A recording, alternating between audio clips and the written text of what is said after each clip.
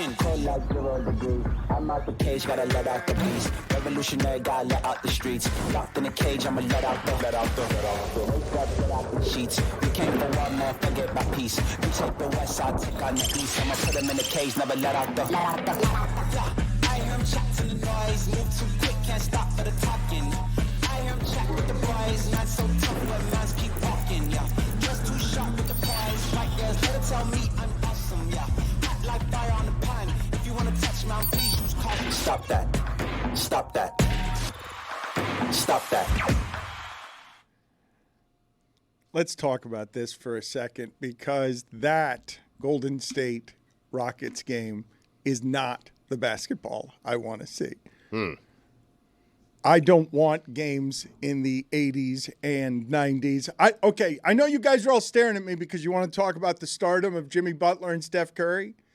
However, Van Vliet and Green going 7 for 34 for 2 free throws. Get out of here, Rockets. Go now. Take your entire season and get out of here. All of you can just go. We all know that's what you're going to be. You're not going to beat the best teams in this conference. Thank you for trying the entire regular season. But Van Vliet and Green, 7 for 34, 2 free throws between them. And also, Jimmy Butler, 5 steals. Yeah. 5 steals. That's why the Warriors were minus 190 headed into that series. I mean, I was asking Amin about it last week, but we found out after a game why they were the favorites, and heavy favorites. You like that? So Draymond Green's talking after the game. I wonder how Heat fans feel about all this, because Draymond Green's talking after the game. That's championship pedigree, saying, yeah, Jimmy calms us down. We got to get Jimmy the ball more late. Everything slows down. Jimmy scores 6 of his points in the last minute 40. It is crazy to me to watch that team in game 1 of its playoffs defer to Jimmy Butler on, yeah, he calms us. I mean, he's not that team needs it, but he's kind of the adult in the room. Like, they know, hey, this guy right here is super comfortable. He's super serious. And I'll tell you, there were moments in that game where I was like, I miss that. I remember that. I remember being comfortable when that guy had the ball. I don't understand how it is that we've spent 2 seasons talking about Kuminga over there, and then they trade for Jimmy Butler, and Kuminga's a great asset, and he's top shelf, and we got to get him playing minutes, and never mind. Funny thing is, he played really well against the Rockets this season. He averaged like 23, 24 a game against the Rockets, but he's just fallen out of the rotation completely. I was talking to Amin last week, and I was like, why is it that Kuminga just all of a sudden, who was such a good piece, is now gone out of the rotation? He's not playing. He's like, he's not plus at anything that he can do with Draymond and Jimmy on the floor. It's just he's an extra piece that fits the same hole that they play already. And he's a free agent. He's got to be so restricted, mad. though. Restricted, so all it's right. tough. He's got to be so mad, though. He's the DMP. He's going to be a free agent. That's the thing with Kuminga and Jimmy, though. That's the difference, is Jimmy does everything well. He complements both Draymond and Steph in the way that he plays his game, because he can allow Draymond to do different things defensively, Steph to do different things offensively, and then you can run everything through him, and he's a calming presence, where Kuminga and his inexperience is part of the problem. So when you switch those two things, that's why the Warriors are willing to defer. They're always used to having another guy there who's an adult in the room with them. It just happens to be a guy in Jimmy who's one of the best postseason players around. I'm going to do this again. A ton of bad games. Bad games. What you gonna do when Dan Le Batard judges you? Tell me what you gonna do. Hey, bad games. What you gonna do when Dan judges you? Stugotz, when Jimmy Butler goes 25-5-5-5 with the 5 steals. Yep. Did anyone else in that game have 4 steals? Did anyone 5 steals in a playoff game where the possessions are mattering, and in that playoff game, one of the few that is in the 80s and 90s, to find yourself watching a basketball game, and Jimmy Butler is one of 3 players ever to have high-end numbers in playoff games. They're 25-5-5-5. the 5 steals as well. The other 2 are Jordan and Westbrook. For him at the end of that game to be in a locker room where Draymond Green is saying out loud, we need to get him the ball more on a team with Steph Curry. Well, of course. Well, but what do you mean, of course? I mean, you got Jimmy Butler to give him the ball and give him the ball often. That's why you went out and got Jimmy Butler. But you say, of course, the team has Steph Curry on it. To hear in a locker room afterward, the least calm player in the league saying of Jimmy Butler when he's played with plenty of calm, saying that guy calms us because he slows everything down. He's going to get free throws, and he's in a game. Again, I'm going to say it. Van Vliet and Green, 7 for 34, 2 free throws between them. You cannot beat a champion that way. But I think when Draymond says that Jimmy calms us, it's just having that second guy. Without Jimmy Butler, that team has no shot of winning an NBA title. With Jimmy Butler, that team is now more constructed the way it used to be. Although Jimmy is a very different player than Klay Thompson, they have a second scoring option on that team, and it's Jimmy Butler. See, that's and what that I brings think the team comfort. That's what I think. I think it's not Draymond saying if we want to win, Jimmy has to have the ball. No, it's we need somebody other than Steph Yes. to have the it's not going to be Pajimski. It's not going to be Moses Moody. It's not going to be me. It can't. It's not going to be me. It Right. can't be all Steph. Give Jimmy the basket. I think that's what it's about. A couple of things that of course that's what it's about, but it's still there. Like I understand. It's not, I'm not confused. I'm not confused. seem I thought confused, you sounded yeah. confused. No, you no, didn't no, know if Jimmy no. Butler's any Yes. good. Yes, No. very confused. No. Yes. He's good. Yeah. I mean, you asked us. Thank you, guys. I appreciate. Yes, We're here for you. It's Yes, Monday. We I know. appreciate that he's good. Tooth is killing me. Well, let's talk about this for a second because I've given you guys the stat before, which is an insanity. Jimmy Butler, 0 40-point games in his regular season career, 8 40-point games in the playoffs. To have the first game play out that way, because we're sitting here really, you guys understand, all of us do, what we're betting on. How many injections, how many knee things is he going to have to overcome? Because it always looks this way. Game 1, when he's fresh and rested and 35 and 5 steals. Then you start fast forwarding mileage on the body, what this stuff takes out of the body, and you're waiting for a breakdown. The bet between the Heat and the Warriors on Jimmy is, no, he ain't going to make it to the end of that. You know he's not going to make it to the end of that. And the bet the Warriors are making is like, just give us 7 or 8. Steph will take us the rest of the way. Just get us halfway there. And it's such an interesting bet on like how a window closes quickly because everybody's like, oh my God, by 50 they took out Memphis. They took out Memphis by 50. Like that team's here. That team can only be beaten right now by what you got Clippers, what you got Warriors, what you got old guys Lakers. It ain't going to get beaten by Houston. Houston's done. Houston's done already. You And guys I'm are gonna done with the Rockets? No. I'm going to blame Izzy What? Gutierrez. I'm going to blame Izzy Gutierrez. Too high on that. Because last Jesus. week on Friday, he sang the praises of the Rockets. They're the great. Oh my God, they're going to sweep the Warriors. They're incredible. He's like, Jalen Green's going to come out. He's like, Fred VanVleet's going to be amazing. And it's like 7 for 34, 2 free throws, like you said. Playoffs and they are played different, man. terrible. Playoffs. Oh, the Rockets, they're so tough. Like, that was their whole deal. They're the tough guys. You'll win your tough guy Make a games basket. in the regular season. Everybody's tough in the playoffs. Nobody cares you're tough. It feels a little bit Houston like Oklahoma City last year, just a year too early, overachieving No to be SGA, that though. good. No, and that's the difference between Houston and Oklahoma City moving forward. The is MVP? They have, well, right, but they have all of these incredible complementary pieces that are young. They have Şengün, who's a great guy to build around, but the question would become, if they end up going out in the first round to a veteran-laden Warriors, how do you handle the stockpile picks and all of these great young players? This experience is huge. Game 2 is a giant game for the future of their franchise, not just this season, but moving forward. Udoka, I'm tough. I thought you liked toughness. No, I he's mean, done. Zaz, nobody cares that you're tough. You spit that. You are very. Yeah. You seem, What? Playoff teams aren't tough? You're not playing the Hornets, all right? You're not playing the Wizards. It's the playoffs. Tough.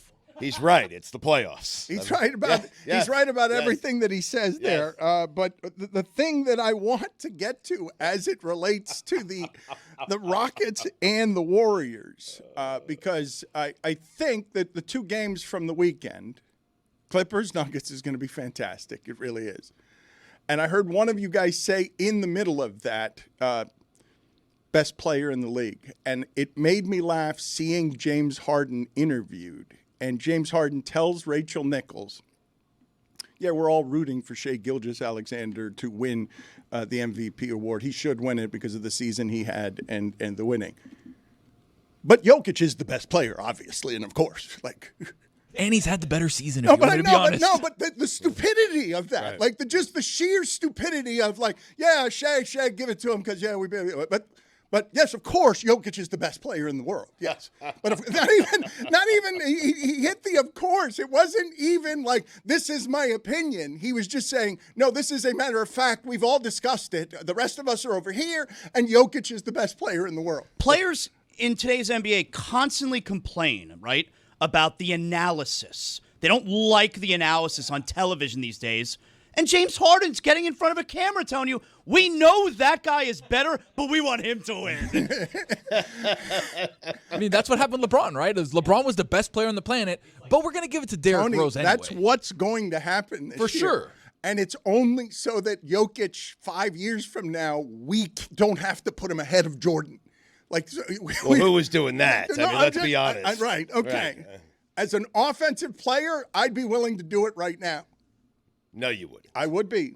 As an offensive player, I right now would be willing to say that Jokic is a better, more efficient offensive player than Michael Jordan. My son just blurted out to me a couple days ago, is Jokic the best center in the history of the NBA already? Yes. And I thought about it for a second. I wanted to say I don't know. He's not. I mean, that's the answer. Kareem, Russell, No, Wilt. that's Allen Iverson. You're doing something here, Zaz. I understand. We're never going to actually give this to him. We're not. There's no circumstance under which America's going to be good with. Yeah, Jokic was the best at that ever. There's nothing. He can win the next 10. We won't do it. I didn't know what to say to my son. You say no. I mean, yeah. Well, that's the easier way to do it. Yeah, or I could try and tell the truth. Well, no, you're lying. No, but that's the thing. See, it's better. It is much better to do it Toothache's way. If you do it his way, if you just teach your children, no, you don't explain anything, they don't learn anything, they go through life dumb. If you try to explain nuance to them, you're going to end up making the argument that Jokic is better than Michael Jordan offensively, and you're going to sound like an idiot. Stugotz, how you feel about nuance? What is nuance? Zazzle, I want to get back to what happened Friday night. What a night! Oh, man! God, let's go. What do you think Pearl Jam's going to open with on Thursday? Oh, wow. Zaslow is going to be working for money around here throughout the hockey playoffs. That's a big, giant win for Zaslow. For no money. No, he won the bet. I got everything. Oh, wow. You got the money and you got the tickets. Oh, my goodness. Yeah, he won the bet. So he gets a microphone, he gets money. And my wife is happy. He gets tickets. He gets a happy wife. Big day. So Friday was a logistical disaster, okay, for a number of different reasons. First off, and I didn't know any of this, evidently, when we go live at night off of something, the sponsorship on this and the evening costs a great deal of money. Like to just get up and live, it's something that DraftKings does a very good job of selling. So I had to find a sponsor while we're sort of trying to navigate the logistical minefield of, can a corporation in 2025 make Zaslow an indentured servant publicly, where he is basically someone who has to work for me for no money and evidently no labor laws? Can we do that live? So it was a little bit dangerous. And I had to go, Stugotz, and do something I obviously never thought I would have to do, and certainly something that Miles over at the restaurant Prime 112 wasn't looking to do, which is I had to secure a sponsorship in like 45 minutes, and they're expensive.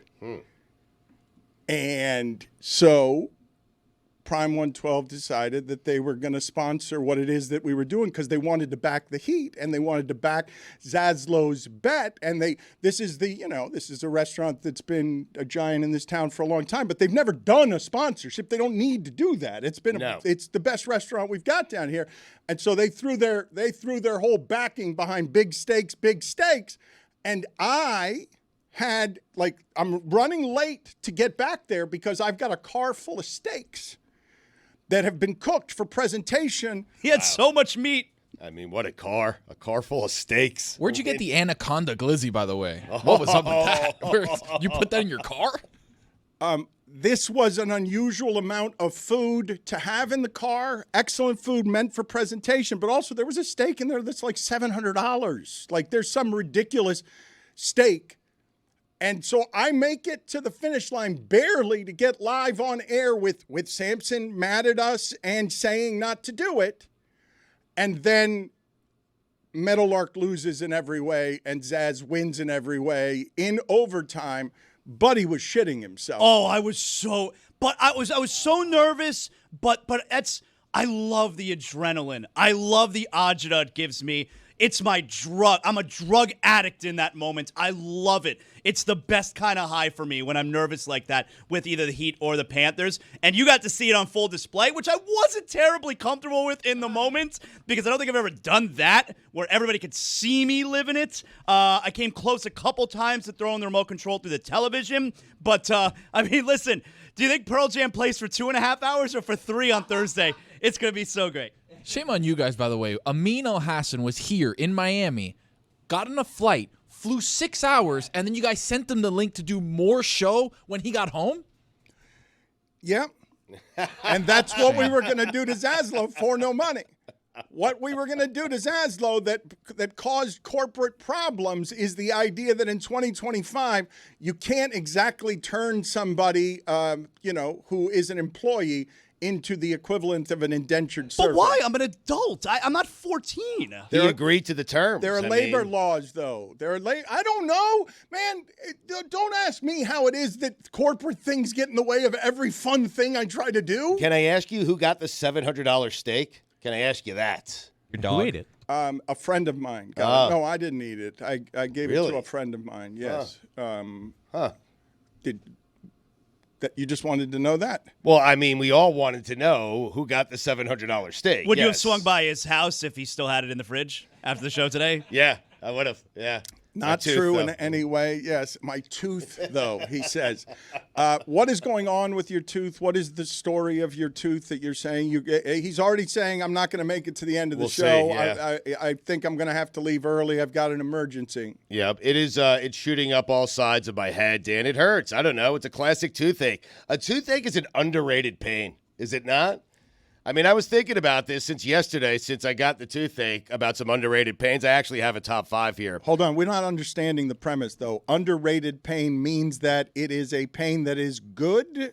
No, it's bad. I don't think you think about a toothache until you have a toothache, and then you realize just how bad it is. Okay, gotcha. So it's not like, ooh, this hurts, but it kind of feels good. It's like, this feels bad, but I didn't know how bad it would feel until I had it. Right. You break a rib, you know it's going to hurt. Right.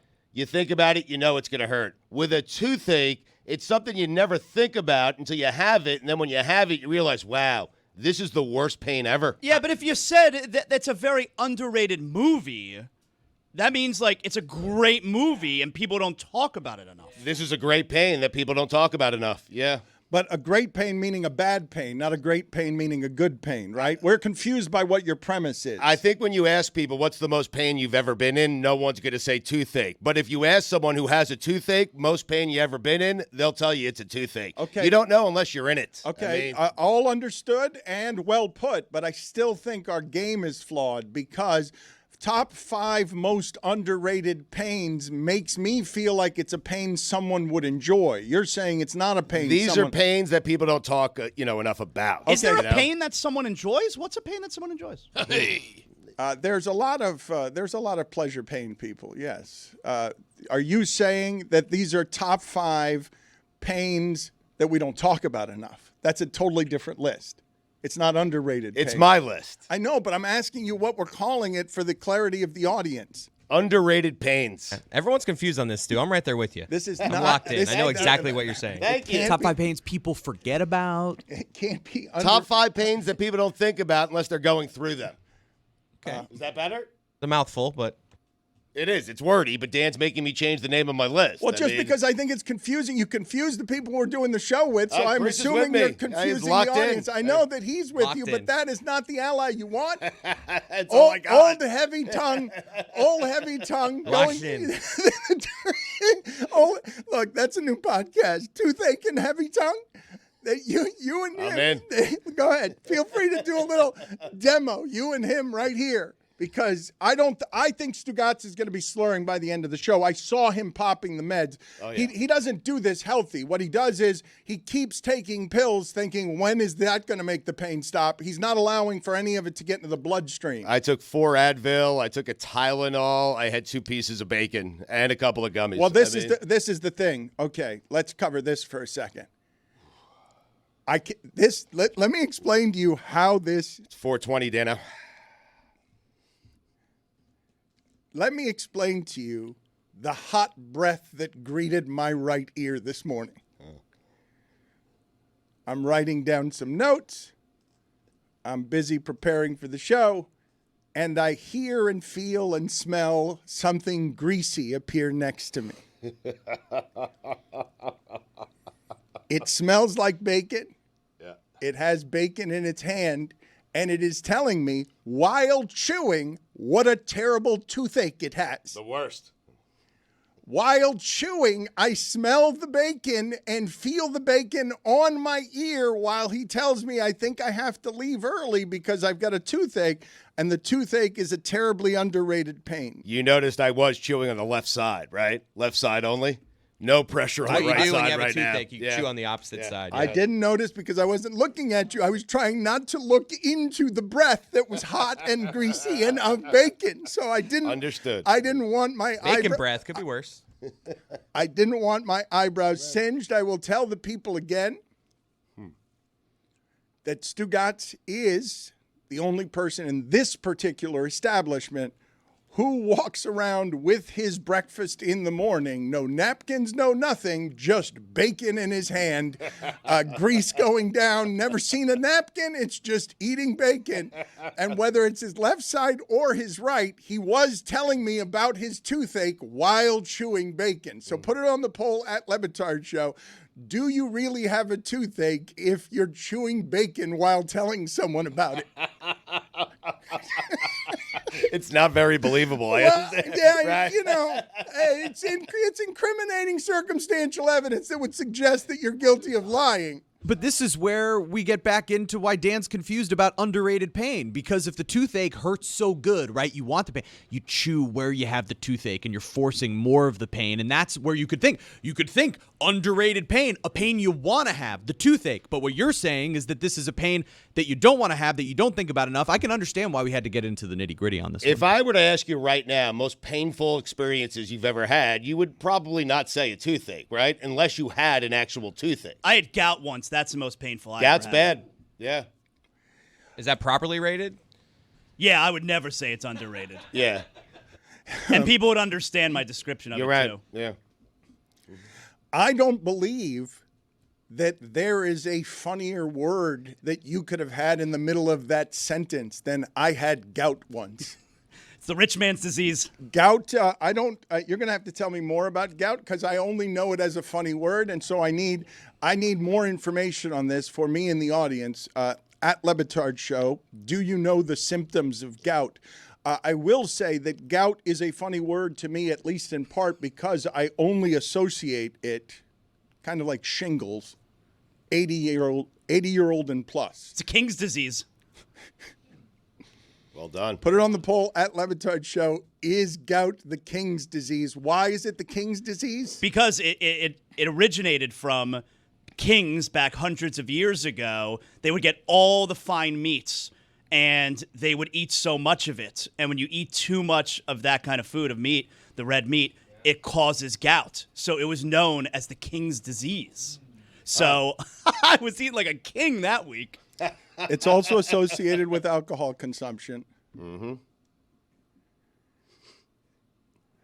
I'm just looking up different, like, interesting, odd, like, syndromes you can get. Because, like, I'm just thinking, are there any other ones that are in this, that funny diseases, gout, shingles, like stuff that you can make fun of because it's terrible. Scurvy. It's painful. Yeah, it's awful, but you're not crossing the line into mocking someone who's got family that has been lost Scabies. to gout. Like, I wouldn't want to have alien hand syndrome, which is a condition where one hand acts independently of a person's conscious control.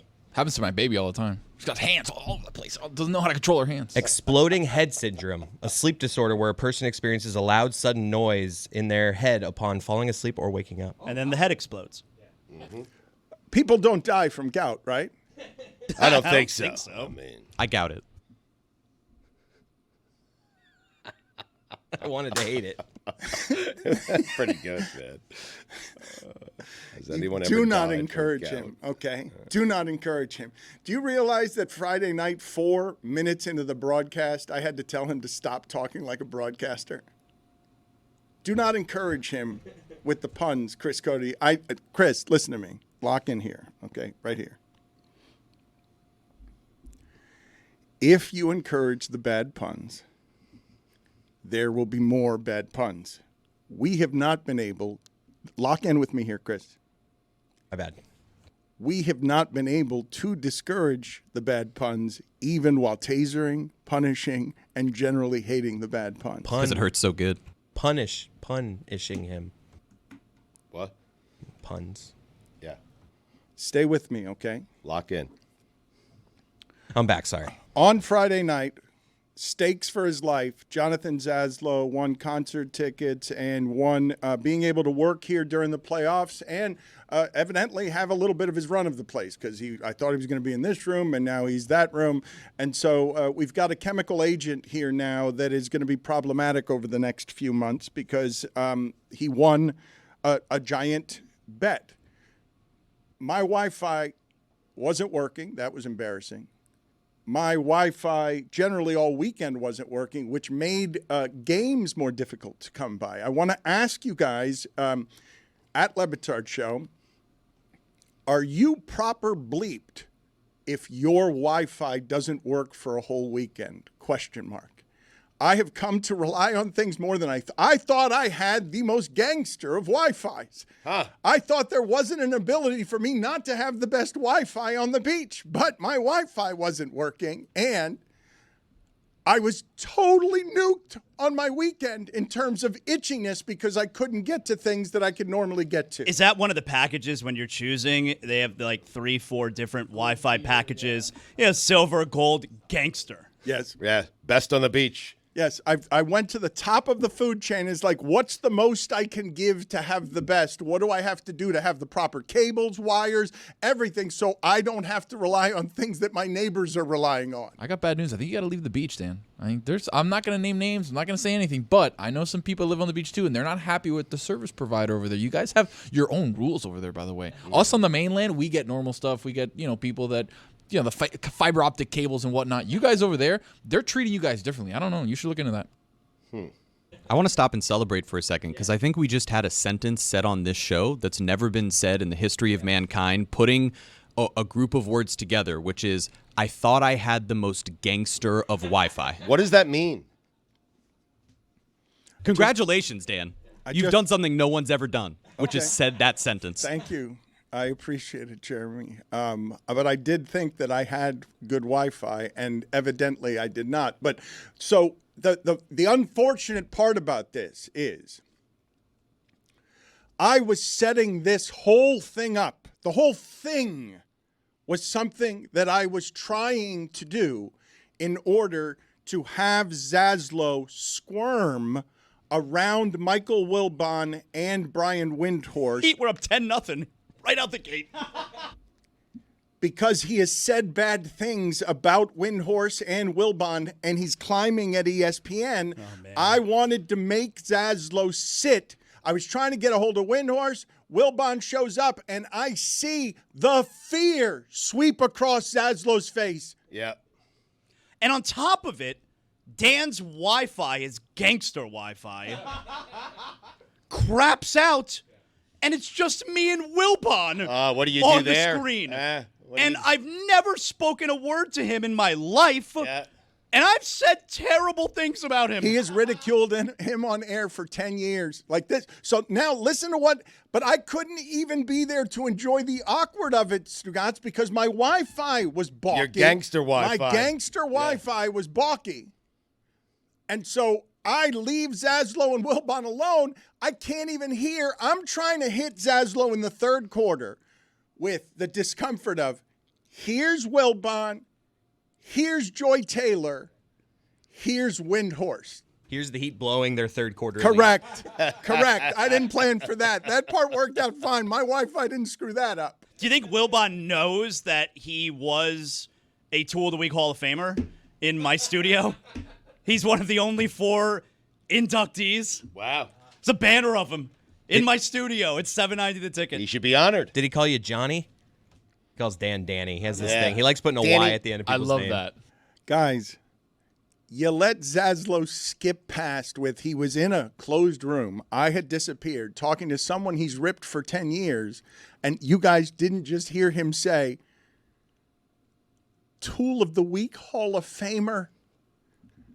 I mean, if you're from this market, you know. No, it. but so I One of 4. But I was about to present Wilbon with that information in front of Zaslow. Correct, and my Wi-Fi didn't allow it. And so but I'm not talking about when I say the whole scramble was for that. It wasn't, the whole reason I wanted to do all of that is because I simply wanted Zaslow in a position where he had to answer to 2 elders about terrible things he's been saying for 10 years. Aren't you intrigued, though? Don't you want to know the other 3 tools of the week? I mean, I know one of Jimmy them. Cephalo has to be in there. I just mentioned 2 of them. Wilbon and Windhorse are in. We've already covered the other 2. Windy too? He was inaugural inductee. Yeah. Are we going back as far? Was Heath Bell in this Tool Hall? He of Fame? was. Yes. Yep, I remember this Hall of Fame. Yes. Yep. Deserving. Yep. Tool of the Week. And who was the 4th? I forgot. Jeffrey Loria. Of course. No Cephy, huh? OLI. Yeah. You guys Now, again, it's not me putting them in. It was our listeners. They put them in. Time now for top 5 Stugotz underrated pains. We're back to that, huh? OLI. Yeah, I've won. Stepping on a Lego. So is that an underrated pain or is that overrated? It's an underrated pain. You I never thought- think about it as an actual pain until you step on an I actual feel like Lego. each one of these is going to confuse me a little bit. Yeah. You were with me 5 minutes ago. Locked in. Number Yes. 5. 2 things. Yeah. Okay. I need you, man. Yeah. Underrated Locked in. pain. Number 4. A paper cut. Underrated With pain. ya. Okay, what? So that's a pain. You know, we joke about paper cuts. Nobody likes them though. They're bad. They're rated completely properly. Most people don't know, though. My list. What do you mean they don't know? A lot of people have not had a paper cut. Yep. Put it on the poll. No, that More can't be people have not. I think it's like less Agreed. than 50% of people have had a paper cut. All right, hold on. At Le Batard Show. That's a good question. Hold on. Everyone slow down. By the way, no one's ever died from gout. Okay, so that's the line. I think we can all agree. Wherever it is that cancel culture resides, I think we can all agree. The line is we can make fun of the disease if no one has ever died from it. It leads to things, though. I'm just reading, yes. It But has- no direct deaths Not the from gout. direct Yes. reason for death, but it has The increased king's risk of disease. mortality. The king's disease. Gout. That's right. It has to be an old man's disease, does it not? I wasn't old. Well, you Put are it old. at Le Batard Show.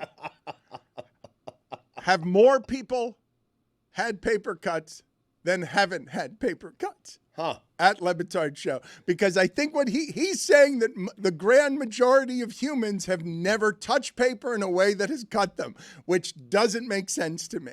But we've all had one? Anyone who's touched, I feel like if I say everyone who's touched paper, more than half of those people have had a paper cut. Yes. If you've ever touched paper, you've had a paper cut. Tony seems like a guy that's never had a paper cut. No, I've had a paper cut. So I had a paper ruler. You know how sometimes they send you, if you're going to put like a TV up or whatever, they send you like a paper ruler so you can put it on the wall, measure it or whatever. It was furled together, and then I went to unfurl it, and my finger got stuck on the side, and it like ripped. That's not a paper cut. That's bad. No, it is an absolute paper cut. It cut me like almost half my finger cut off. It was crazy. All right, so hold on. But what you're alleging, Chris Cody, what you're trying to say is that cut on your finger. Everyone has had a paper cut if you've been around paper, but you're saying half the world hasn't held paper, correct? No, I think a lot of people have had plenty of experiences holding paper and just haven't had a paper cut. I think it's rare to get a paper cut. It's not like every 10 pieces of paper I touch, I'm getting a paper cut. I've had one, but I think I've had one in my entire life, and I've touched a lot of paper. Okay, I got some strong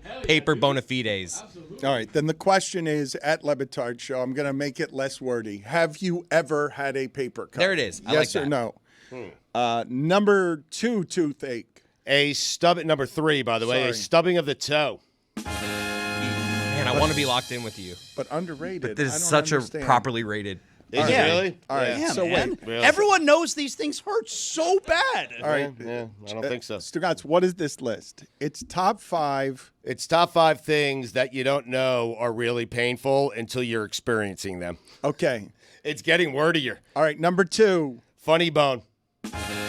Nothing funny about it. Seriously. You know what? I think that's the first Yes. decent one on your list. People Thank think you. it's funny. Thank you. Not funny. Nothing funny about it. And number 1. David Sampson.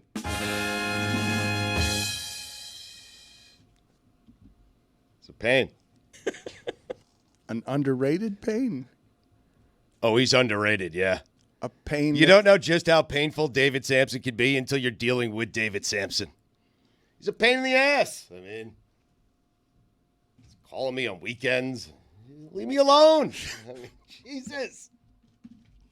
This episode is presented by DraftKings. DraftKings, the crown is yours. It's pretty rare after 20 years doing this that I get sort of stunned silent by something that's happened around here that hasn't been learned, even though Stugotz has lived among Latin people for 20 years. Mm-hmm. The first hour had a moment for me that I'm not even sure I concealed very well, but it felt like I was alone with Tony in the moment where you guys asked me how I got rid of the meat that Prime 112 sent over to our house as if you didn't know that I'm a Latin family person. Like, what? There is never a problem getting rid of meat at any hour that is cooked and it is well cooked. Tiene un bistec, voy para allá. Tony, I felt so alone in a room full of people here. I'm like, are you guys from, like, have you guys been around Latin? You asked me a question I did not know how to answer because you're like, if you saw my reaction, it was like, what are you asking me? Like, what kind of, was I breathing that evening? Like, why are you asking me whether I could get rid of meat or not? Like I said last segment, me and Stu locked in today. I'm pretty sure we both had the same visual of you giving a $700 steak to your dog. That's right. Yes. And just being like, I'm not going to eat this. Yep. Here, How do you decide, though, who to offer up the $700 Hey, steak Foot to? Foot. Like, Who that's a gets- special Who person gets in here your life. first? Tony, That's the thing. Tony, Special First steak. come, first serve. Yeah. Oye, tengo unas cuantas cosas aquí. Tengo churrasco, silón. Tengo de todo. Ven para acá. And then you come in, you kind of, what I was saying, Zaz, was, I've got churrasco, I got Why'd sirloin. you assume I didn't know? No, it's just in case. I got all these things. You come over here and you pick what you want. And then Pepito comes over and he's like, coño, ¿y este qué? No, that one's really good. Okay, me lo llevo. I've got Foot eating like a 5-star meal. Okay, I got it. I got your joke. You think I'm feeding it to the pets. We're all clear on what you're doing there. I want to ask Tony some questions because you guys didn't hear what he said on the translation. He picked up an imaginary phone, and the way that he said hello was, "You have steak, I'm coming." Like, There's voy- no hellos needed. Voy para allá, because you got to get there first. Exactly. Like, I knew that. no, you guys didn't know that. You guys were hiding in Voy the para allá. shadows, and I know you like your steaks, and you made me feel alone by derailing the show by asking me stupidly, how do you get rid of the meat? I'm Latin. Now we've elevated because now we have the group chat. So now you put the family and the group chat together on WhatsApp, obviously, on WhatsApp. And then you go, oye, tengo bistec, ven pa' acá. And then you have the cousin saying, voy pa' allá. ¿Qué tiene? Vamos pa' allá. Like, it's just a family affair, Stu. This is a gack. Thank you. What is Spanish for zagak? We're going to get to weekend observations in a second. Zaz is not here for your toughness. What does he care about your toughness? But the hockey playoffs have started, and while the games might not be any good, they're already penalized a great deal and violent. Now that's tough. You want to hear toughness? Let's hear toughness from yesterday's Senators-Leafs game. Original penalty on the ice. The Toronto Toronto, number 89, 2 minutes for high sticking. Ottawa, number 15, has 2 minutes for roughing. And then Toronto, number 2, 11, 25, 74, and 89 have 2 minutes for roughing. And then Ottawa, 43, 15, 22, 33, and 81 have 2 minutes for roughing. We're going to play 4-on-4. First weekend. That is playoff hockey right Best there. sport. It's the best sport. All right. It sounded like they were in the Roman Coliseum. He's checking notes, by the way, for the people listening. He's looking down at paper. He's like, number 11, number 7, number 42. They've got 3 minutes. And then number 11, number 14, number 72. They've got 5-minute majors. We're going to play 4-on-4. Zaslow, everyone is picking against the Panthers. This is the perfect spot. Look, man. This has not happened in our lifetime in this market where we have the defending champion. We have something that swaggers into the playoffs saying some form of, yeah, Washington, we get it. That's how you guys play during the regular season. That don't work now. Now's our time. We'll do that to McDavid. We'll do that to everybody. We don't care about seating. We don't care about going on the road. But the last 3 weeks, or ever since Marchand got here, the Panthers have limped to the finish line in a sport that's got about 12 teams where you're like, oh, good God. If hockey happens in any of those, if a goalkeeper happens in any of those, total chaos. And yet I'm guessing that Zaz comes in here today the way Lightning fans have come into their arena for many years before this, before being vanquished by the Panthers, to own Florida, the United States, and Canada in Canada sport.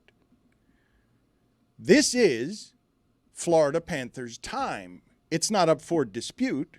They are the reigning champions. They go into the playoffs knowing exactly what's required to remain champions, how hard it is.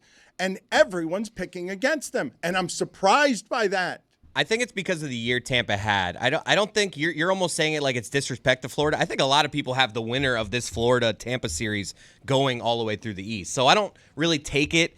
Tampa has just kind of been that hot team the second half of the season, so I'm not surprised people are going that way. It honestly makes me feel better. Like you were just saying, it's in a good spot. You don't want everyone picking you in hockey. Oh, it makes me feel good too. Like I don't need them picking the Panthers, but I'm watching The Point on ESPN yesterday. Had Steve Levy and Mark Messier. We are back. And PK Subban, and all of them picked the Lightning to get to the Stanley Cup final. And if you don't understand what that means, it means they're also picking the Lightning to beat the Panthers. So Steve Levy is sus, and Mark Messier is sus, and PK Subban is sus. It's been said, it's been noted. Sus. It's been said, it's sus. been noted. Where is that notarization? He's coming after ESPN people. That's ESPN on ESPN crime. It's why Sampson was worried about putting you in a position near a microphone to begin with. Well, look, it's not any kind of crime. I made a pick. They made a pick. I'm going to be right. They're going to be wrong. Yeah. No, but you're saying they all picked and that they're sus. You didn't just say they made a pick. No. Yeah. If you pick against the Panthers, you're sus. He's right. Are we still getting things notarized? Is that still a thing? Yeah. That was always a ridiculous thing. Yeah. It's like, oh, let me go to my friend's mom's house is a notary. So my friend's mom's going to stamp this paper, and now it's official. Yeah. Yes. You know, Steven's mom. That's the difference here. Stupid process, always. My whole life, I'm just like, what? I have to get this, get it signed by something official? Courthouse? No, not a courthouse. Really? Just Jack's mom. Your whole life, huh? somebody who's got ink in an office. Now I can do something. Now I can go on this field trip because this has been notarized. You know. Let me get one of those stamps. I'll be a notary. Do you understand what's going to happen? There's a process. What's the process? It's not You sign up, you pay $50, and all of a sudden I'm a notary. No, you can't buy a stamp. I don't think it's a labyrinth either, but you have to fill out some paperwork. Look it up. Jeremy, I want to become a notary this week. Okay. I don't think it can happen that fast. Well- And first of all, I think that you have to do work. For $147, it could happen that fast, I believe. There's notary packages on FloridaNotaryService.com starting at $94. Buy Chris. one. Oh, really? I want to be a notary. That's a deal. So hold on. You're saying that it just no. I will not believe that the only thing you need to make something legal and notarized is ordering it on Amazon, a $97 stamp. I think there may be some legal issues too. Like if you notarize something that then becomes illegal, There has you're to on be- the there- hook My for mom's a said lawyer. thing. It's fine. There has to be a course or something. There's a 3-hour online course. I'll do it today. Okay, thank you. I will That's be a 3 notary hours. All right. tomorrow. There I will has- be a All notary. right, there has to be training. I knew there had to be something. Like, It's 3 hours, It's a though. ridiculous thing. We can all agree. is it I think so. going through legally binding things to ensure that you're not trafficking in corruption? Kyle's mom's busy today, so you're going to have to get it notarized tomorrow. You know, you only get a 4-year term as a notary. Wow. How about that? I believe notaries are holding together democracy right now. They're not doing a very good job. No, they are not. They've got no chance. We need We need more more of them. Chris Cody's.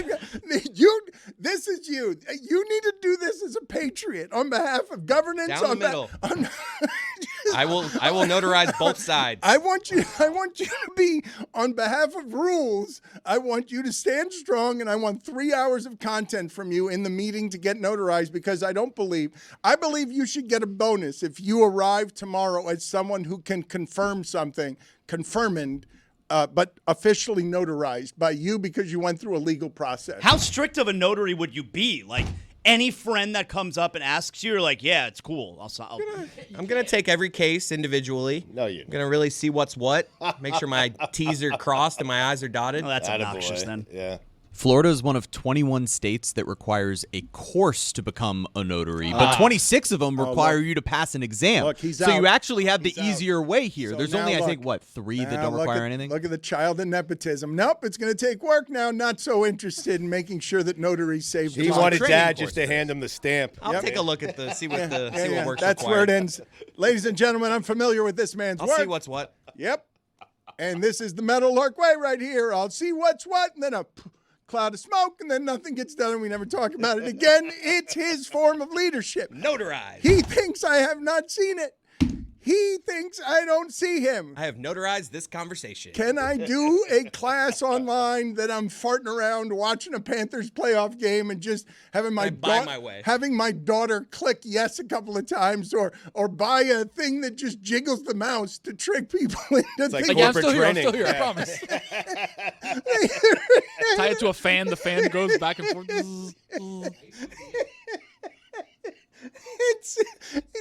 Do you realize how quickly that happened? How quickly we went from notarized, that'll be easy. Oh, Florida makes you take a course. I'm out. I'm not driving in my car and going anywhere. Ooh, online course, Jeremy? Look that up. It's a 3-hour online course. It takes 2 to 4 weeks to get commissioned. And then you have a 4-year run. I'll do it. Right. Maybe not by tomorrow, but sometime this week. What color official notary seal stamp would you like? They have black, they have yellow, they have orange, they have purple, pink, blue, and red. Blue. Okay. hoping I'll you said select it. that and move All forward of for you are anti-notary. All of you don't believe in It's just having It's one. obnoxious. It really is. What? Name something I got notarized that was like really important in my life, because I don't even remember what did we have to get notarized. I got Your something wedding? notarized at my wife's school recently. That's right, my wedding thing. Wedding. That's right. Your Recently, wedding. though. Shout out Alex's mom for doing that. Your wedding. Usually it's like a 2-for-1 though, All right, Dan. so- The person that's getting you married in the courthouse is also a notary, so you kind of get 2-for-1 and you go. I mean, that's all right. I'll give you that one. But I feel like there was things in high school I had to get notarized for, like if I want to go on a field trip, if I want to play this sport. I want the accusation levied loudly and proudly. What are you saying about notaries? State it clearly and once so we can all hear. I just remember growing up, I had to do it multiple times, and every time I was like, "Why is my friend's mom stamping this thing?" And now it's not an validated. answer to my question. I don't What remember. What are you? What did I have to get? Like, you reminded me the marriage. I guess that had to get notarized. I don't remember what I got notarized. I remember getting stuff notarized. I just don't remember what. To Dan's point, say what you want to say and say it clearly. We all know what you want to say. I Just want say to know it. what your thoughts are on notaries. Quit lashing out at me. Defend your position. It's an unnecessary exercise. They're useless. That's the what most you're saying. unnecessary of Right. anything we do in society. We could do without it. If it just went away, notarized, notary, gone. So overrated. From existence. So overrated. Overrated. It's an underrated annoyance, actually. But it's an underrated. It's a good point. What's another underrated annoyance? Locked in, Chris. What do you mean it's an Locked underrated in. annoyance? Locked in. What do you mean it's an underrated? Getting something notarized is underrated annoying. But if I it say really to you is. annoying things, you're not going to think of that. So you're It's saying underrated. Unless Wait a you're in minute. it and you So need wait a someone to minute. notarize You something. think- That's what I was saying you about guys the are tooth. saying that an underrated annoyance is a top 5 having to get something notarized? It's the worst. The You worst? don't want to do it. Go get something notarized The worst? today. I'm going to hand you a piece of paper, and then you're going to go get it notarized. And that's going to make your day worse. That's true. It is. Do we have a notary in here? Kyle's mom is available today Finally. if you need, though. I can get her to notarize it for you. Let's do Stugotz's weekend observations. You're not even ready for it. It because is you're time over for there. Stugotz to share his game notes.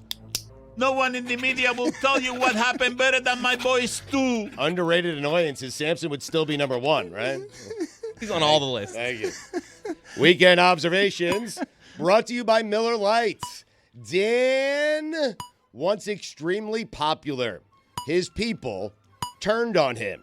They killed him, and his death was a brutal one. Crucified. But you know what they say? They say you can't keep a good man down. And this man, he rose. And Dan, on the 3rd day, just like that, make no mistake about it, Jesus Christ is back. Big comeback. JC, Son of God, the King of Kings. Also, Dan. It's your observation. I appreciate it. Sent me a little text on a Sunday. Enjoyed it. Speaking of back, the NBA second season. Speaking of back, the NFL draft. Speaking of back, Mel Kiper Jr.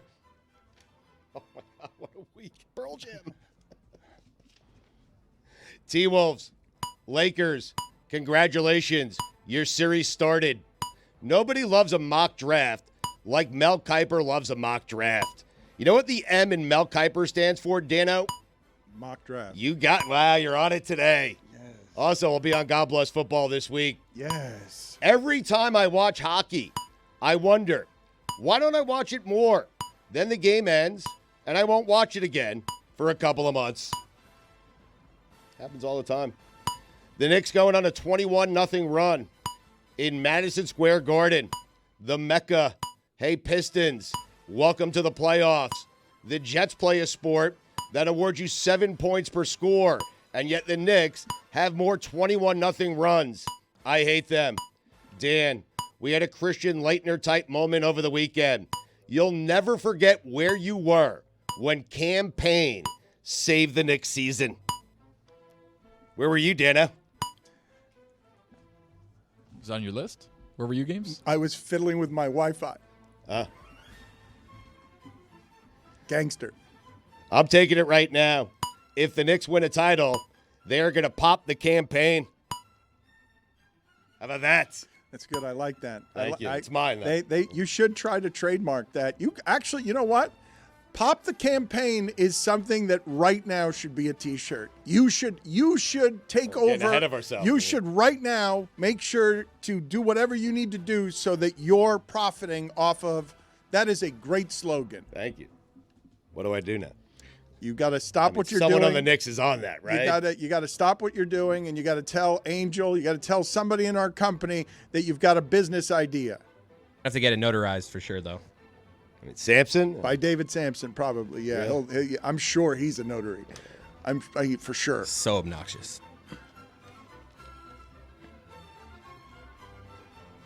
Marvin Bagley Jr. with the rare half-court buzzer beater to cut the lead to 49. Also, had no idea he was on the Grizzlies. The Grizz. It was definitely Taylor Jenkins' fault. That team's a disaster. John Morant said, we'll never play worse than that. You can't play worse than that. Even if you tried to play worse than that, you cannot play worse than the Memphis Grizzlies played. Oh, Taylor Jenkins. Were there any grenade celebrations from Ja? I mean, they were down by 53 at one point. So that's a no. Yeah. If you look up swept in the first round in the dictionary, you'd see a picture of this Orlando Magic team. Team is done. Put it on the poll. And they really are, right? Like, And Carroll's really good, though. yeah, but it doesn't matter. Enjoy his last 3 games of the year. Put it on the poll. Are Notaries obnoxious at Le Batard Show? Hey, Jesus Christ, if you have 12 apostles, you have none. Whoa. I mean, Dan, you know what they say. If you have 12, I mean, you don't have one. Top 5 people in sports who connote Easter. OLI, David DeJesus. Number 5, Hank Baskett. Number 4, Dan Pasqua. That's a good one, right? That is a good one. Thank you. That is a good one. Thank you. Thank you. Number 3, Kareem Hunt. Number 2, Rich Eggy. That's not right. That's ridiculous what you just did. Yeah, there. update anchor. Yeah, it's ridiculous. A 790 update anchor who worked for like 9 months in 2001. The 6 people who got that joke think it's funny. Thank you. I did it for the 6. Not a one of them is listening. Well, Grunfast might be listening. You got that right. That is a joke that only works if you're Rich Eggy or Rich Eggy adjacent. And there are very Guzio is cracking There are up. very few people in our audience who are either of those things. Either Rich Eggy or Rich Eggy adjacent. Rich Eggy adjacent is a funny term. It really is. Gout! Number 1, Burke Badenhop. The Hopper. Centerpiece, the Miguel Cabrera trade. I know. Can you believe it? Running our company.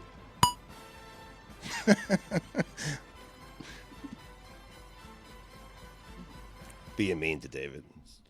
Probably should stop. Here come the Mets. The Mets, the Metropolitans. You noticed? Looks like we'll have to wait another year for Dan's dream finals matchup of Clippers-Pacers. Oh, don't give up on it yet. Do not give up on it yet. Fear not, though, guys. We still have the Rays. You're the weirdest sports fan, man. Stugotz, Chandler Simpson's been called up for the Rays. He stole 104 bases in 110 games last year. One of the fastest humans I've ever Can't seen. get here fast enough. Rays baseball, baby. 7th best prospect in the system. Wow, really? Yeah. They called him up to the big leagues. Can fly. Exciting. Harris English, the most British-sounding name of all time. He's from Georgia. The Thunder could win the NBA title, and I still wouldn't be able to tell you who their head coach was. Can you name him now? You don't know the name. Stugotz. This is Someone knows the Thunder's head coach in there? This is a joke from last year. I don't Yes, think yes, anyone but knows. it's hard to spell. I think They're a not lot gonna of win it, I by think the a way. lot of people would have trouble spell. Most people would spell it wrong. You don't know. I'm not going to take a quiz. Anyone? I think everyone. No one. No, you smoked out Chris Cody. Chris does not. Chris Cody's in hiding. The ally you I want. have no idea who that guy is. Mina Kimes on Celebrity Jeopardy. Mina, I'm proud of you. And it's going to pain me to say this, but you choked. Mina, do it in the semifinals, and then do it again in the finals. I mean, if we're being honest, if you think you might be away for 9 days, you pack for 9 days. What are we doing with Spolstra here? I packed for 9 days. That's why we won. I think I'm going away for 9. I packed for 9. Would have been inconvenient if they packed for less and they had to go home and then come back. It's inefficient. Right. What are we doing there? Anyway. Should I apologize to Mina? To who? Mina, I feel bad. I mean, we love her. Well, what you wrote those and you read them and now you feel bad, but she actually leaned into it, physically leaned into it, and said to Ken Jennings, "Scared money don't make money." I couldn't believe. Like that was the most gangster of Wi-Fi things. Jason Hayward, Padre. Look at this. Can you guys look at this? Look at what we have here. Mina, I'm sorry, Stugotz. I don't mean to do this to you. I just couldn't believe that after losing this way, losing because her math was a little faulty, losing and tripping over the finish line, she still leaned into great confidence. And you don't have to kick yourself, I think, because the way it worked out with Dave being the only one who knew final. Listen, yeah, I would have been more mad if I had done the math wrong. And once I was like, all right, because that would have just been embarrassing. But, yeah. Well, you made small wagers on who you ended up knowing on Nero, and then scared money don't make money. I take back everything I said. I've never seen Mina that confident in my life. That's unbelievable. Amazing. It was incredible. She didn't choke, actually. After choking. Oh, you said it. She's like leaning to the right, too. Super confident right That's there. incredible television. Did you hear what I said? Yes. Jason Hayward, Padre. No, Padres are great. But Jason Hayward's on the Padres. Hey, kid. Dan, when you've got 2 strikes on Juan Soto, you know where he has you? Right where he wants you. Right where he wants you. He does. He's incredible. Yes, he is. Oh, the Mets got a good one. Stugotz, you wandering over to sports after 18 months is interesting. Yeah. I've been away, man. Operation Bloomin' Onion. What do you think about Mark Dagenhall, Stu? Who? Do you not know who that is? No. Just wondering. How can you not know who that is? Met? I'm easing into things, though. It's a Padre. Oh. It's utility infielder. So is Jason Hayward. He's not a utility infielder. No. Utility outfielder? Although everyone is a first baseman now. Really crazy how that changed, huh? Weird. Huh. I'm embarrassed to admit this. I thought the creator of the White Lotus, Mike White, was the NFL quarterback, Mike White. Thought it was weird that HBO would give him a show. I did. I had under 11.5 runs in Cubs and Diamondbacks. It was 2-1 Cubs in the 7th inning. It finished 13-11 Cubs. What the hell happened to that Phillies-Marlins game? The Baseball. other day? Javi Sanoja happened, Dan. Javi Sanoja, Tony. You haven't heard of Javier Sanoja? That absolutely sounds like an ailment you can make fun of because Sanoja. Because no one dies from it. Sanoja on my back. That is absolutely an illness of some sort. That was not a Marlin. In fact, let's play a new game. Find Marlin names and let's find which one sounds the most like an illness. Also, name the Thunder coach. We just did. He just asked you. Who did? Oh, that was it? Dagger, you looked it up. Daggy? He bails halfway through the name. Daggies. I got a bad case of Mervis. Leicester relegated from the Premier League to the championship. Based on the name alone, I'd rather win the championship. Wouldn't you? Premier, championship, right? Seems bigger. Which is bigger? Premier? Tip of the cap to one Reese Davis on his new 7-year deal to stay with ESPN after being heavily pursued by Fox Sports. When you think of a class act, you think of Reese Davis. Also, Fox Sports, call me. Hey, Klay Thompson, here's your reminder that the grass isn't always greener on the other side. How much do you think Nico Harrison is rooting against the Lakers this playoffs? Dan, did you see someone ask Klay Thompson after the last game in the locker room if he knew what the team was going to look like now? Would he have still signed with the Mavericks? It's balls to ask that question. If the Lakers win a title with Luka, they're going to build Nico Harrison a statue in L.A. I'm sure Maverick fans were devastated that the Lakers lost Game 1. Phonies. If the Mavericks win a title with Anthony Davis before Luka wins one with the Lakers, Maverick fans will still be mad at Nico Harrison. They are a bunch of phonies, those fans. Seriously. What? We didn't understand what you said. What kind of fans? They're phonies. The Maverick fans. Okay. I mean, they're rooting for the Lakers. They're rooting against their own GM. There was not a better cameraman moment this weekend, was there? Nobody in sports had a better weekend than cameraman who went straight from Anthony Davis limping toward the sidelines to Nico's face on the sidelines, correct?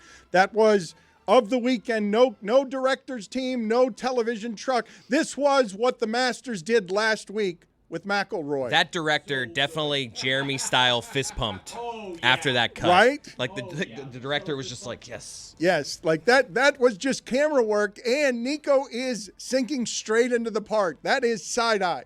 That is official side-eye. That is his eyes trying to leave the frame, and the rest of him will get there in a moment because of how embarrassed he is by that's the worst thing that could possibly happen here. I've got a bad case of Declan Cronin. How many do you have? How many Marlins names would pass for illness? Lake Bacher disease? Ooh, wow, that sounds awful. That's a It's good kind of one. the best one I got. That's pretty good. What the doctor said, he said Lake Bachner. 2/3. That's why you pronounced it wrong. How do you pronounce it? I love watching a position player pitch in a blowout. Do you? It's the best. It's always fun. What? I want it in other sports. I want like a punter to be the quarterback in the fourth quarter in like an NFL blowout. You guys like that? Yeah, they just throws meatballs. The Jets did that for real. They Tom did? Tupa was a punter who was their backup quarterback. That was something the Jets did. But you guys, but the game is 13-4. Why are you even watching that game anymore? Because there's a position player now pitching. Throwing like 68 miles an hour. Meatballs. Well, you saw Ichiro came out there to throw first pitch the other day in full uniform and gassed it up to 84 miles an hour. I like it. They should do that in basketball when you honor a player the next season he comes out in uniform. If you're diagnosed with Lake Bacher disease, you're prescribed with Calquantril. Oh, wow. It's unfortunate. Can you imagine if one day the Heat retire LeBron's jersey, comes to center court wearing a Heat jersey? It's in full Heat uniform. It'd be amazing. Every golf tournament should have a regular person in the field, just so we can see how hard the course is. Have a television crew follow him and call it AmCam. You're welcome. 80-20 my way. That's a really good idea. It's Taylor's. Seeing Dead & Company at the Sphere, the rare once-in-a-lifetime experience that I've done 26 times. But you know what they say, Dan? Every time feels like the first time. If something happens on the Dan Le Batard Show, you can guarantee Awful Announcing is going to write about it. How does that happen? Things you think about on a gummy while sitting in the bleachers in Evanston, Illinois at a Northwestern lacrosse game. Remember when the Astros had a hill in their outfield? I do remember that. That's what I was thinking about. They had a hill in the outfield, and the pole Yes. was Yes. in the outfield. In the outfield. Yes. Yeah, it was like 435 feet away, though. Like back then, it seemed impossible that anyone would ever Like, yeah, hit just put the a hill ball back that there. Nobody's far. going to do it. Like, you guys do understand that was designed that way because of how rarely. Now that's where singles go to land. Oh, but Jim Edmonds on that hill. Oh, boy. On the road. So good. Patrolling center field. Whenever somebody hits a far drive that goes in the middle of the fairway, I have to turn to the person next to me and say, that dog will hunt. Taylor, who got that from Chris Cody? I've heard Chris Cody say that. It's my saying. It's not your saying. It's everyone's saying. And it's all people who look like you. Either that or let the big dog eat. Oh, yeah. Okay. Yeah. I'm sorry I can't make it. I have Tinoco. I'm sorry. If you bet on the Devils to win a playoff game in the Bible Belt on Easter Sunday, what the hell were you thinking? Speaking of hell, Art Briles. Dan, those are the weekend observations. Stugotz, I want to talk about the Lakers and I want to talk about the NFL draft. I know that people want to talk about these things, but you mentioned Taylor a couple of times there, and you also mentioned earlier in the show getting someone tickets. Who did you get tickets to? What? I got Mike Ryan a couple of tickets for him and a few friends to the Sphere, Dead & Company, on Thursday night. Okay, and so I have been sent a text here from an informed source writing, Stu said he got Mike Ryan tickets to Dead & Company. Mike Ryan had to pay for them. Can you say you got someone tickets if they had to pay for them? Mike did have to pay for them, face value. I told him that up front. No, that's not really just, I had access to tickets that were face value, and I got them for him. Okay, but the question being asked... I didn't get him tickets. I didn't buy the tickets. He paid for the tickets. To answer your question, Dan, if you are getting me face value tickets when only second market are available, that is a hookup. That is getting someone tickets. I would consider. I agree. I think Stugotz got him tickets. So a source here, though, writes in that he did this to me with Knicks Heat when I asked for tickets for my birthday. He sent me a guy's number, and the guy said, "What's your budget?" Really exposed your source there, Dan. Well, he sent him to his guy, though, right? His guy was supposed to take care of him. The source. I'm simply asking you guys for a clarification on something he's being accused of here, because I don't know what the definition of this should be. He's saying he got Mike Ryan tickets. Mike Ryan may say, yes, he got me tickets. Those are hard tickets to get. I'm asking because he's being accused by text of just hooking up. He's hooking up people with a guy, but those tickets may or may not be hard to get if you have a budget. I think there are two forms of getting someone tickets. You can get them tickets for free, which was not an option for Dead & Company at the Sphere, or you can get them tickets that only exist in the secondary market. I think that's still getting someone tickets. Like he had no other way of getting them. Yeah, I think if tickets are incredibly difficult to get your hands on, I've been through this before, to be honest with you. If someone is able to set you up with someone who can then get you the tickets at a regular price, you got them tickets. Yeah. LeBron James and Luka in the first round, they get beat up in the first game at home by a Minnesota team that we all know is going to be more athletic and more vibrant. And I heard after the game something that I was not expecting J.J. Redick to say. The Wolves physically caught us off guard. What was surprising about that? Like, the main flaw you have here is they're going to physically catch you off guard all series because their size is a problem. Hopefully for the Lakers, next game, Rudy Gobert will be out with a case of Veneziano. Award-winning Pablo Torre is going to join us here in a moment to elevate some of the things going on around here with his highfalutenness and to talk NBA playoffs, because I'm hoping he got sucked into the fun this weekend. He may be too busy doing other things to dabble in basketball because he's doing journalistic things, important things in the world. But before we get to Pablo, Zaslow, what is the issue? I feel like Mike Ryan and Chris Cody, peers of yours, guys you grew up with, you guys were all doing the same jobs at the same time. I feel like they feel judged by you, and there's some judgment in general going on around here about WrestleMania nerds. Well, okay, they feel that I'm judging them. What? Like, what's their thought?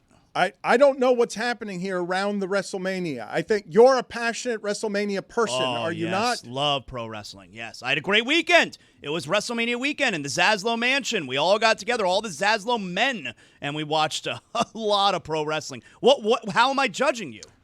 Forgive me, I misunderstood the nature of the argument. Was there not somebody here who... I'm judging them. They're nerds. Okay, get over it. Seriously. Forgive me. It's not real. I mean... Really? That's what we're doing in the year 2025. That's still what we're doing. It's not like, do you think you just educated someone by telling us it's whoa, it's not real? Listen to me. If it's down the street from your house and you like wrestling, go to a wrestling event. You don't fly to Vegas for WrestleMania. That's not what you do. No, I mean, I didn't, but why? It's fake. That's why. What? Yes, okay. Everybody now knows wrestling it's fake. fans feel like they are experiencing something differently than we're experiencing it. No, we're not. Can you answer me something? What is fake? What's the definition? What's fake? What's fake? Them. Wrestling. No, but okay, it's a show. It's a show that you don't travel to Vegas for. All right, but you go to Dead & Company, that's a show. Yeah, but that's the only place they play. It's the only place I can go. Wrestling, they have wrestling events all over the country. If they have one down the street, go to it. But this is the Super Bowl of wrestling. Yeah. That's the response? Yeah. What WrestleMania is this? 41. 41. And it's the Super Bowl of wrestling. Yeah. Okay, when you watch the Super Bowl, you feel like you're watching a real people collide, real physicality, real results, right? Right. With wrestling, it's rigged. Yeah, I understand. It's a show, though. Yeah, I get to watch my show It's a bad show. in person. It's a bad show. They're like the greatest athletes in the world. There's no second takes, third takes. They do everything in one take.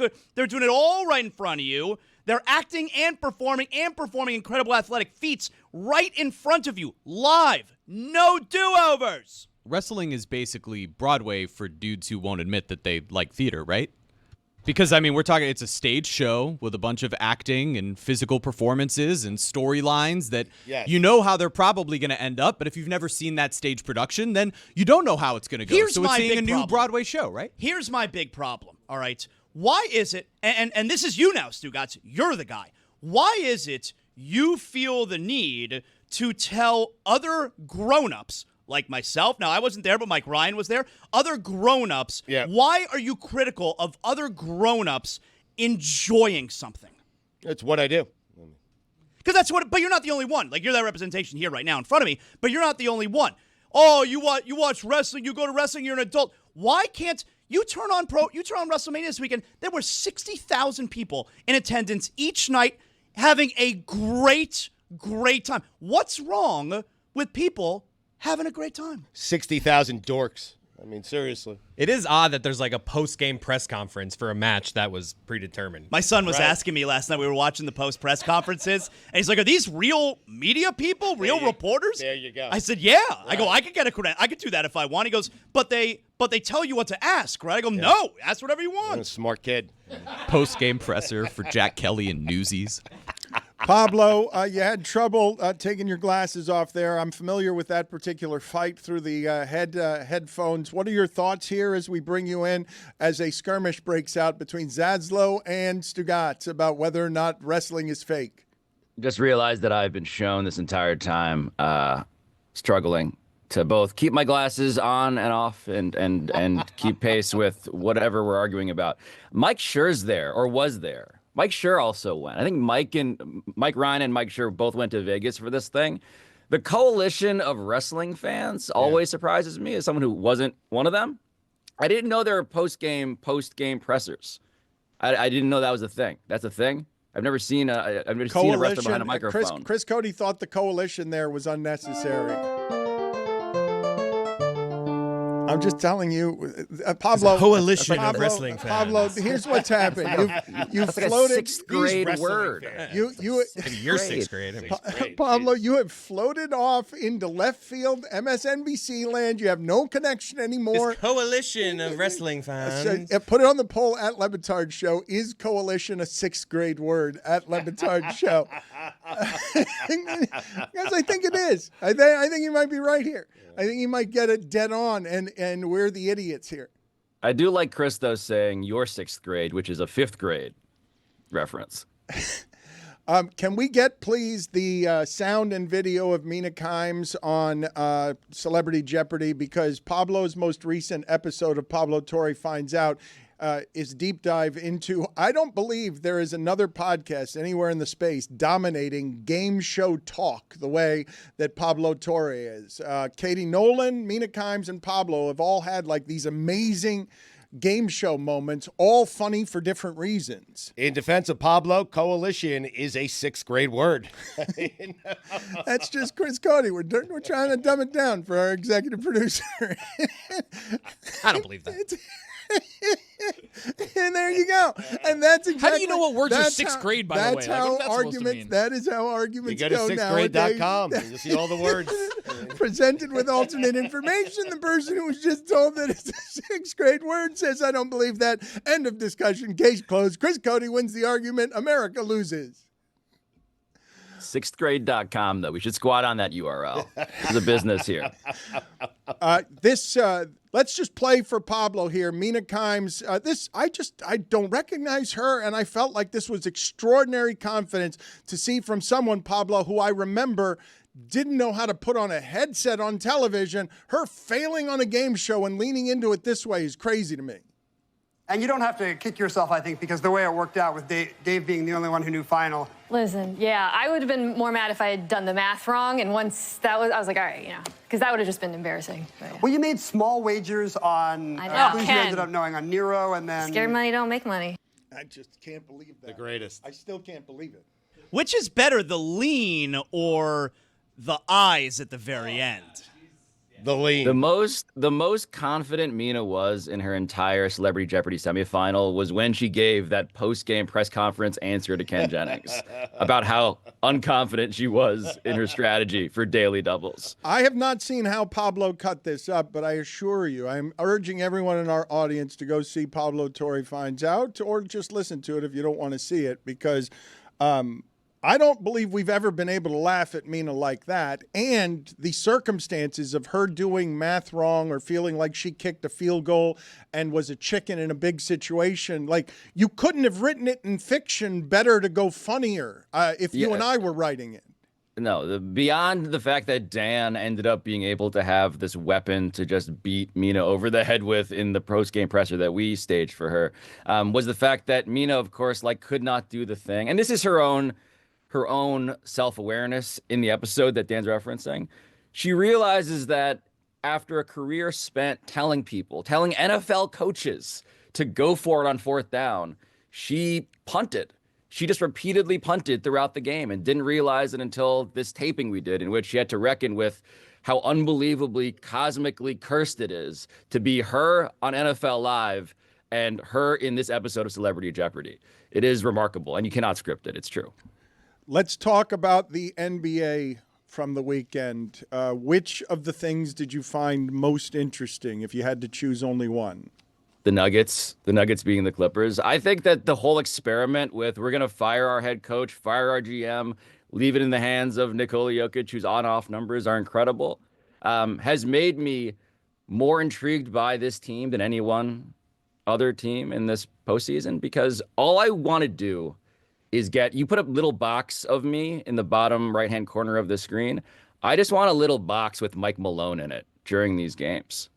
What's it like to be him? That's good television. What's it like to be him? I'd watch this. Let me ask you about the end of that game. I want a box of Nico watching Laker games. Okay, this is good stuff. Yes, basketball should evolve into that as a narrative-based sport that loves the stories and the drama. You're absolutely right. That's the next evolution. But walk me through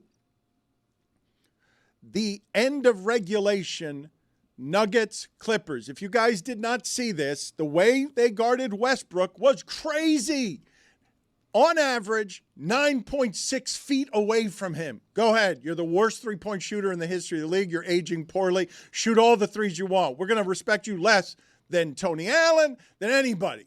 10 feet off him. End of the game situation. Stugotz, what are the Nuggets going to do? Well, obviously, it's going to be Jokic and Murray. Jokic and Murray. Oh, no, Westbrook has the ball. Oh, no, oh, my God, throw it off someone's foot, out of bounds.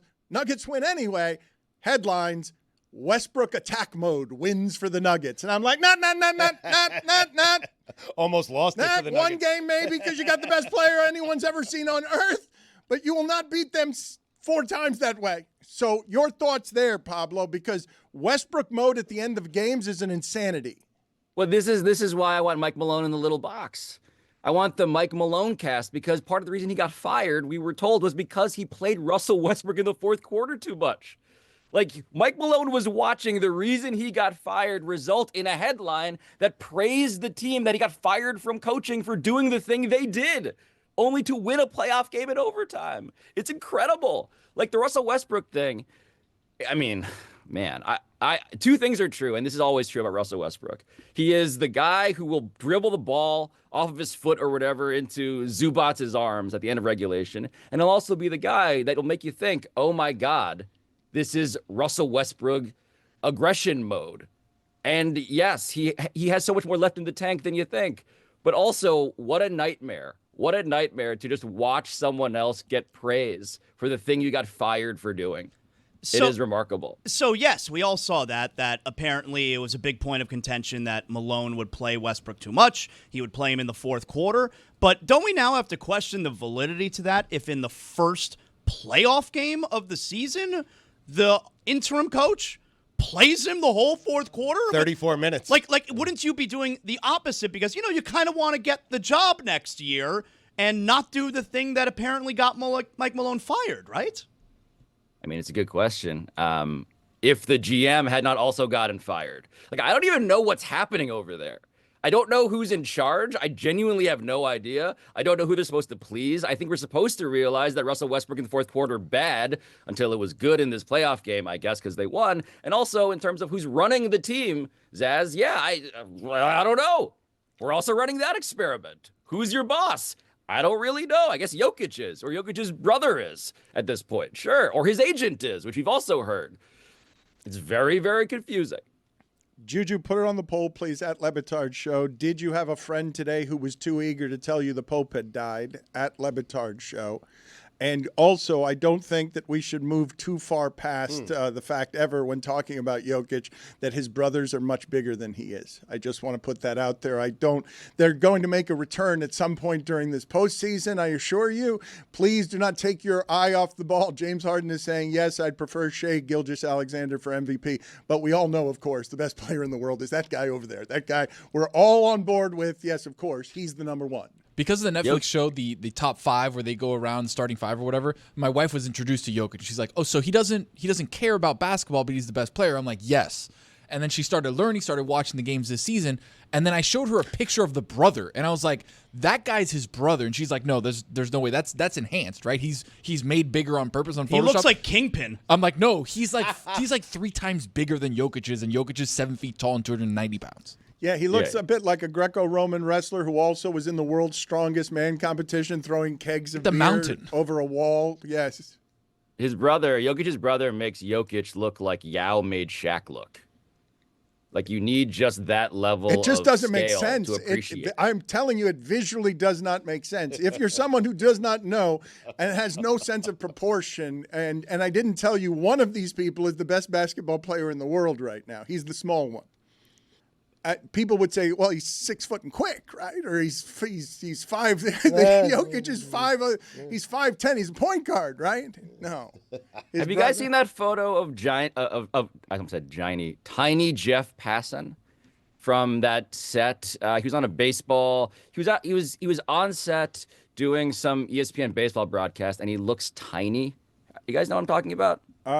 We have our own version. We have our own version of Amin doing one of those, and we have Billy and Stugotz sitting with Derrick Henry as well. Oh, right. Where we play with the proportions of people. I wanted to ask you about something that happened during the Celtics game yesterday, where Tatum goes down. Mazzulla says to the trainer, "Don't go out there," and Tatum is writhing around, and Mazzulla's just like, "Get up." What is that? It's playoff time. No, but it's playoff time. But I also got Tony coming in here tonight saying, hey, is Derek White better than Jaylen Brown? Is he? Joe Mazzulla is, I don't want to diagnose anybody from afar, but he has something in his brain, circuitry-wise, that is just very different.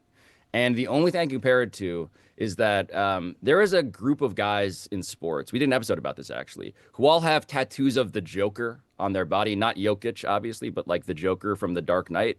And Joe Mazzulla is one of these guys who idolizes that sort of a character, which is to say there are people who see being a sociopath as being virtuous and like good strategy.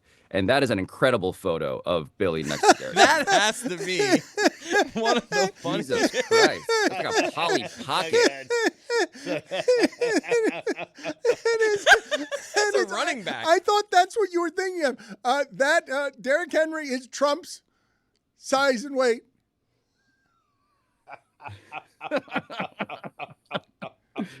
Oh my photo God. has to be doctored. Like that is so ridiculous. Billy did that on purpose. The reason he put his chair down that low. So look, do you guys understand that every single person who meets me thinks I'm 5'9" because my chair was down to sit next to my father? So, like, Billy just moved his chair down. Well, Dan is right. Billy came up with the idea to move both our chairs down and keep Derrick Henry's at the same height. And so... history is not going to know that context, and that was a terrible decision by Billy Gill. He is Derrick Henry is he was listed last week by us at 6'3", 245 pounds, I believe. So, but Pablo, when it comes to what it is that you were watching, you were talking about Missoula because this is a really unusual coach. Stugotz, look, can we just stop for a second and find it really weird that a young guy we were making fun of that was about, a second or two from being fired as a laughingstock from the Celtics because he managed to lose to the Heat. 8 seed. Now is a champion, and not just a champion, but he's a champion who behaves in like really unusual ways, and really young. And I think empirically strange. Like, what is it? Incredibly strange. I think the whole Celtic thing is strange. The reaction to them winning, people not taking them seriously, people not talking about Missoula, Jason Tatum. Look, but in that town, when you're young, brilliant wizard, you get to be Theo Epstein. You get to be brilliant for all time. Are we saying that this is brilliant for all time, or are we saying this is circuitry that we don't understand and, well, he's winning, so therefore he's our back? I'm saying that he forced Jason Tatum to watch The Dark Knight with him and to focus on Heath Ledger's The Joker for inspiration. I just think there's a type of guy, and Missoula might even be just weirder than even this one data point, but there's a type of guy who isn't just like, wow, this guy's a really hardcore, high energy, or not even high energy, just all-consuming coach guy. He's the guy who thinks Heath Ledger's Joker is a hero. I don't know how often I can just keep repeating this, but that's literally insane. You're idolizing an insane person, which would make me think that you are also an insane person, just by the laws of, logic. But if you win, we'll assign winner to you. It doesn't matter how strange Phil Jackson was strange. He won a lot. Belichick, strange, won a lot. Oh, no, but wait a minute, though. What we won't do, though, if you give us totally strange and we almost fired you, because we all remember that this was very close to not being allowed to go even one more season. It wouldn't have been, if the Celtics had indeed fired him, no one would have been surprised. No one. And to go from that to, they won the championship easily, and he's super unusual, and they're young and good enough that's, a team that can obviously knock off OKC because they've been there before and OKC has it. And then you've got a 2-time champion on your hands, and we don't get to reverse engineer this. Belichick, we saw become a genius. Like, we saw it happen. We watched it. Theo Epstein saw it, watched it. Young, strange person doesn't get to be eternal genius. We saw the formative years. We saw too much at the beginning. No? Do I have it wrong? I think, look, Missoula as a coaching prospect, what Stugotz is saying is fundamentally directionally correct, which is that at a certain point, if you're going to be the guy who's winning all of these titles and being in the conference finals and the finals every single year, we're going to just not think too deeply about the fact that, yes, you watch the town 4 times a day or whatever it is, that you have these press conferences where you don't seem to exist on the same emotional, psychological wavelength as anybody else. It's ends justify the means, which I guess in that case is exactly the lesson of the Joker. Does that mean I'm right? I mean, fundamentally, directionally. The reason I want to say I'm right. Before I move to Lakers, you're in the direction of right. I wouldn't say you're necessarily fundamentally. It's a coalition of people who are directionally You're pointed toward it. But before I get to the Lakers portion of this, when it comes to the Celtics, I do think it becomes hard to make some of the appraisals because the starting point is all of these people seem to be better than I thought they were. All of them. It's across the roster, coaching, so I would have to concede I'm wrong about everything I thought. And if I'm wrong about everything I thought, where do I put the credit? I know, the strange coach who's at the front of all of it. And I saw it when it wasn't every guy is better than all the others, that it needed to get rid of Marcus Smart and add a 7'3" Lego person to it. And now every bit of them is better than any of us thought they were. And so the appraisal becomes, you can begrudgingly say, holy shit, they beat the respect out of me. I was wrong. But the thing about, it goes back to the Mike Malone and the little box thing, though, Like, we're testing actively what it means to not have a coach during a playoff run effectively. And you're right, Dan. Like, there is no real good statistic. There's no good analytics for coaches because they exist in the realm of motivation, because they exist in the realm of, hey, watch this movie scene. This is going to inspire you, because they exist in the realm of like press conference theater. And so, yes, it's very easy to ascribe everything we can't calculate to them, except for when, in the case of Denver, like they're basically saying, we don't really need this. And now you give it to Westbrook, which is how it is that the NBA is both a league of math and the opposite at the same time. Mike Malone cam is such a good idea. What other cams like that could I give you for the playoffs that you guys Nico cam. That's number one. that would Nico's number enjoy? one. Yeah, but Mike Malone cam is really good. Like Taylor Jenkins is enjoying the holy hell out of yesterday, right? No one wants a Taylor Jenkins cam. No, We can agree. but there. I'm saying just him like up him just celebrating them down by 50. Well, do you think he sits there and watches the game at home? Or does he just check his phone, checks the box score? But even that's funny if he's just sort of walking around, if he's at like a bar mitzvah and he's just sort of checking his phone or How about Riley during Warrior games? Oh, man. That's a good cam too. That might be second best. That's a That's good really cam. good. That's a good I just cam like the right idea of Taylor Jenkins being out at a bar mitzvah or an event and he just rolls up on someone into the third quarter and Grizzlies are down by 50. See you score the game. Do I have this wrong? Down I know 53. I snuck it in there. Did you guys have any friends who were a little too eager to tell you today that the Pope had died overnight? A lot of them Jewish. I don't know what that's supposed to be. Tony got on me today. No. So Ethan comes in, Jeremy, Zaz are like, hey, the Pope died. I'm like, okay. Mike, the Pope died. Hey, look, man, it's the news. When J.D. Vance kills the Pope, you got to tell someone about it. Wait, didn't Peter King do this with Robin Williams? You guys remember that story? Peter King wrote that column where he talked about how he told a restaurant host that Robin Williams had died. This was like the lead of his column, and took like very strange pleasure in telling him that Robin Williams had died in a particularly unfortunate way. How am I the only one who remembers this? You're alone now on an island. You're going to have to swim us to safety. That and the on, here we passing go. photo. All right, let's everyone jump on his back. We'll help you as much as we can, passing but photo. you're unprepared for what it is that you're presently doing. Hey, I if you got have it. a story, I got we'll it. play I with you, got but it. you're going to have I to got find it. the details. I got it. Get off me. All right, before I drown. All right, here we go. Milwaukee, -- asked restaurant host, God, did you hear about Robin Williams? ? Host, no. Me. Died. He killed himself. End quote. Thought he would cry. At @SI_Peter King, August 12th, 2014. What? Different time. I'm the only one who remembers Peter King. Okay, very good. Just going to return to the bottom of the ocean now. See you guys later. The King's disease. Gout. Let me grab the steering wheel here. We were just talking about yesterday was a big holiday. A lot of people were celebrating 420. And so now we're going to celebrate 420 with our friends at Jimmy John's. This 420 segment with Pablo is sponsored by Jimmy John's. They're finally here, and they're hot. Try the new toasted sandwiches at Jimmy John's. Order one today. This looks really good. I got a man. couple questions for Pablo. I know he's got a top 5. We'll start with a lot of people do this in golf. Your ideal foursome for a golf. Give me your ideal rotation, Pablo. You and 3 other people. Your dream. My mouth is dream watering. Dream guest. Living or dead? Mine too. That can be alive or dead. Oh, I mean, Bill Walton, number 1, obviously. Solid. Good one. Can I draft 4 Bill Waltons? Nope, you get 1 Bill Walton. You can have All Luke. right. I don't know if I want Luke. Speaking of These sandwiches are so coaches good. that I'm not sure. My Very God. good.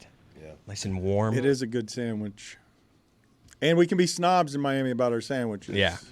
Who's the next one after Walton? Yeah, this is cruel. I'm going to stay with UCLA. I'm going to go Kareem. Kareem's a stoner, guys. He does. He's on the record. And finally? He's on the record. Did you see? Did it make you as sad at all seeing him show up to the tribute for Jackie Robinson? A giant wheelchair, so difficult to move around. People that size, it's kind of stunning to see him still moving around at that size. Verging a bit on the Peter King vibes with that comment, Dan. We're trying to have a fun power ranking of guys I want to smoke weed with, and he brought it to a real dark place. That's what he does. It's the sandwich. They're making me crazy. The sandwich. I've got to leave. I've got to leave the room. It smells too good. This weekend it was the meat. Like you can't keep. I cannot eat these things. I'll get you a JJ's out there. Yeah, I want. Who's next? So did you finish your list here? So it's someone Walton sent me Kareem. someone sent me a photo of Ricky Williams, noted friend of Meadowlark Media. Yeah. At a pool in Austin. Not to like dox Ricky Williams, but he was wearing the Apple Vision Pro and sitting at a table by himself. And Ricky Williams is my third pick. That's a strong 4 right there. What about me? He's been there, done that. Several times. We have. Pablo, Rolling it. what top 5 do you have for us?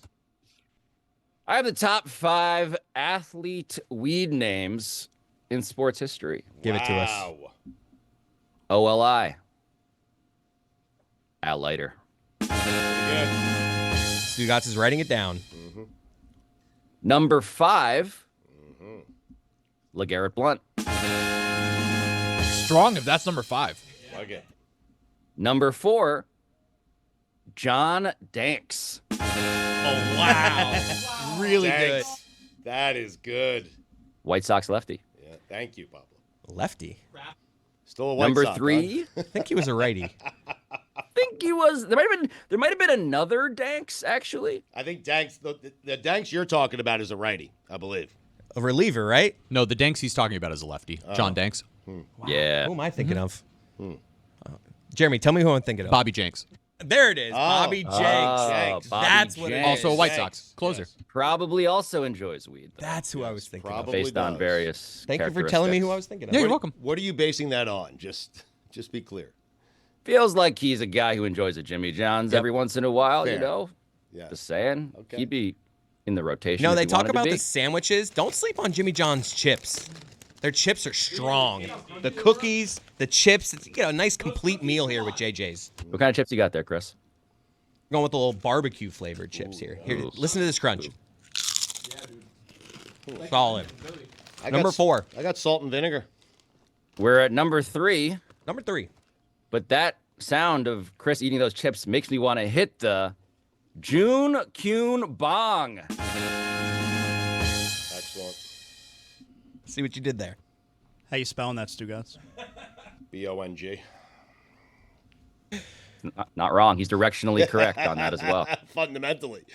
Fundamentally directionally correct. Number 2, Tree Rollins. Excellent.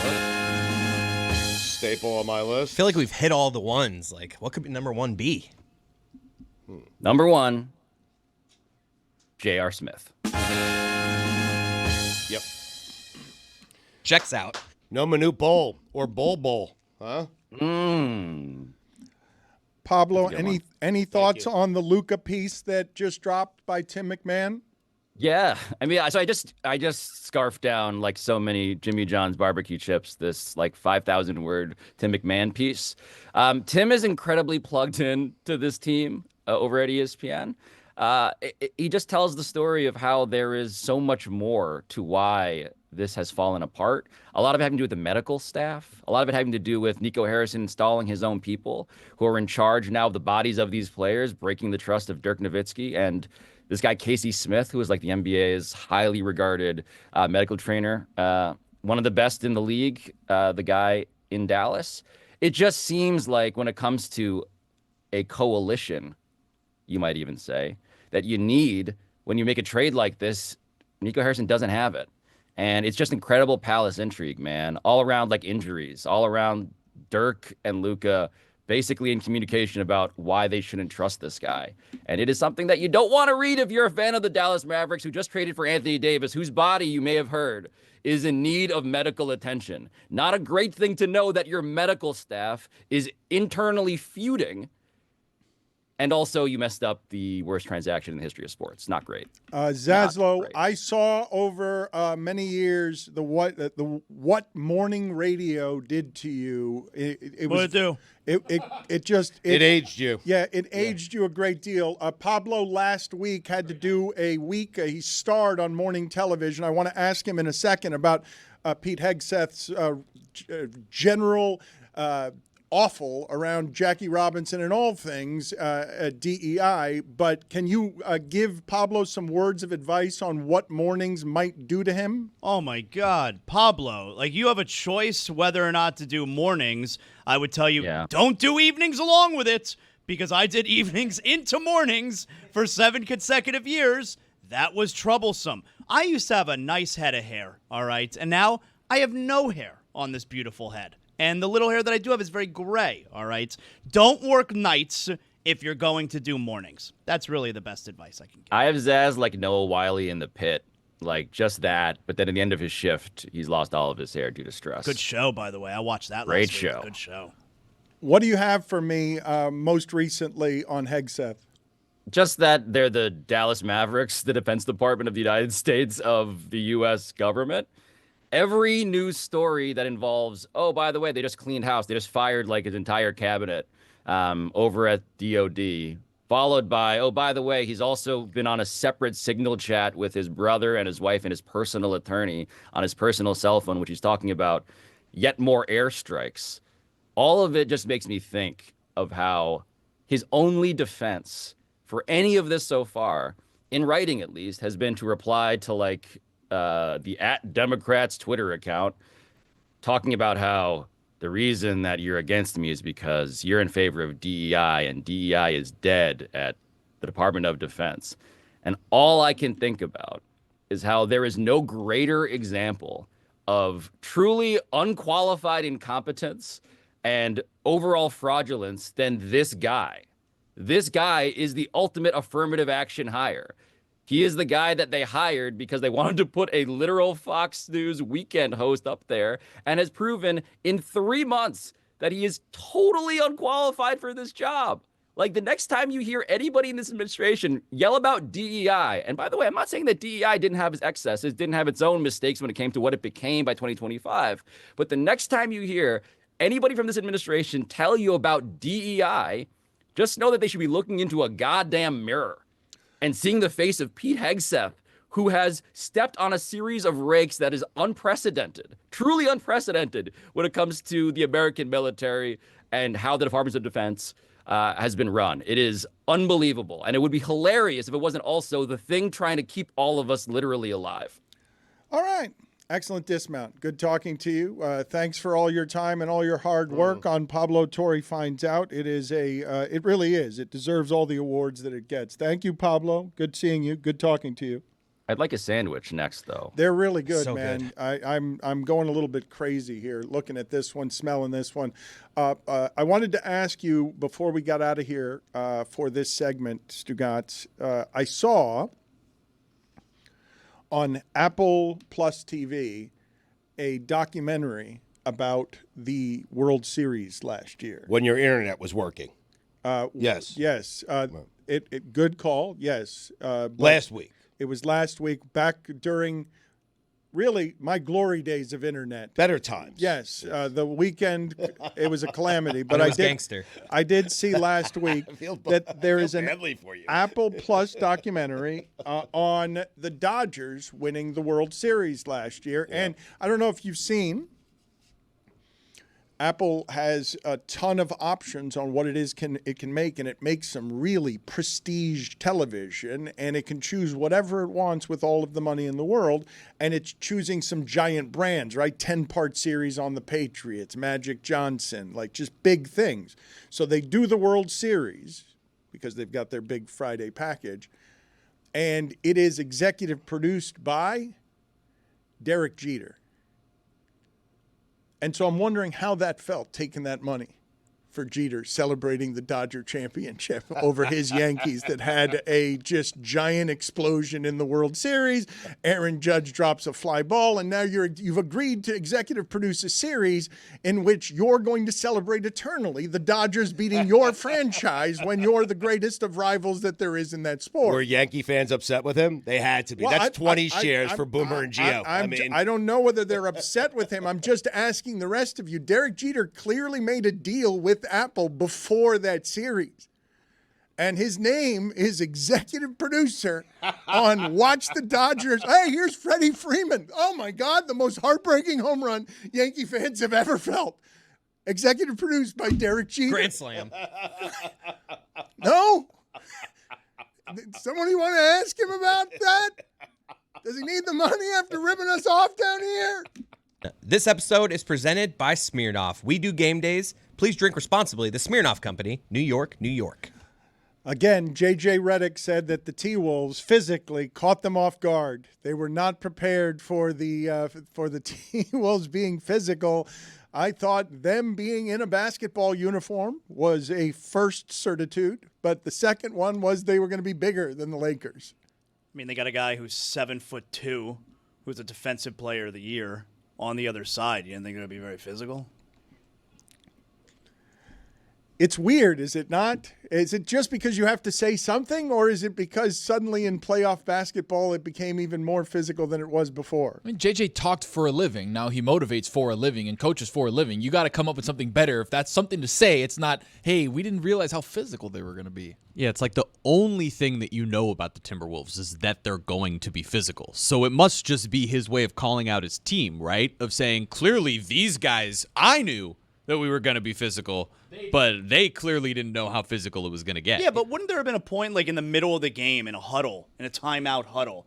It's like, you got to match their physicality. Like, wouldn't you do it in the middle of the game? If he's waiting to motivate his team, why would you wait till after the game? The reason I'm more interested in it is because of how obvious it is. Oh, they did. Not me. Them. And not just them, my team, players, employees. Them because they're soft. Them because Minnesota was more wolfy. Right? That's what he should have said. They were too wolfy for us. That would have been better. It would have been funnier than the way that he did it.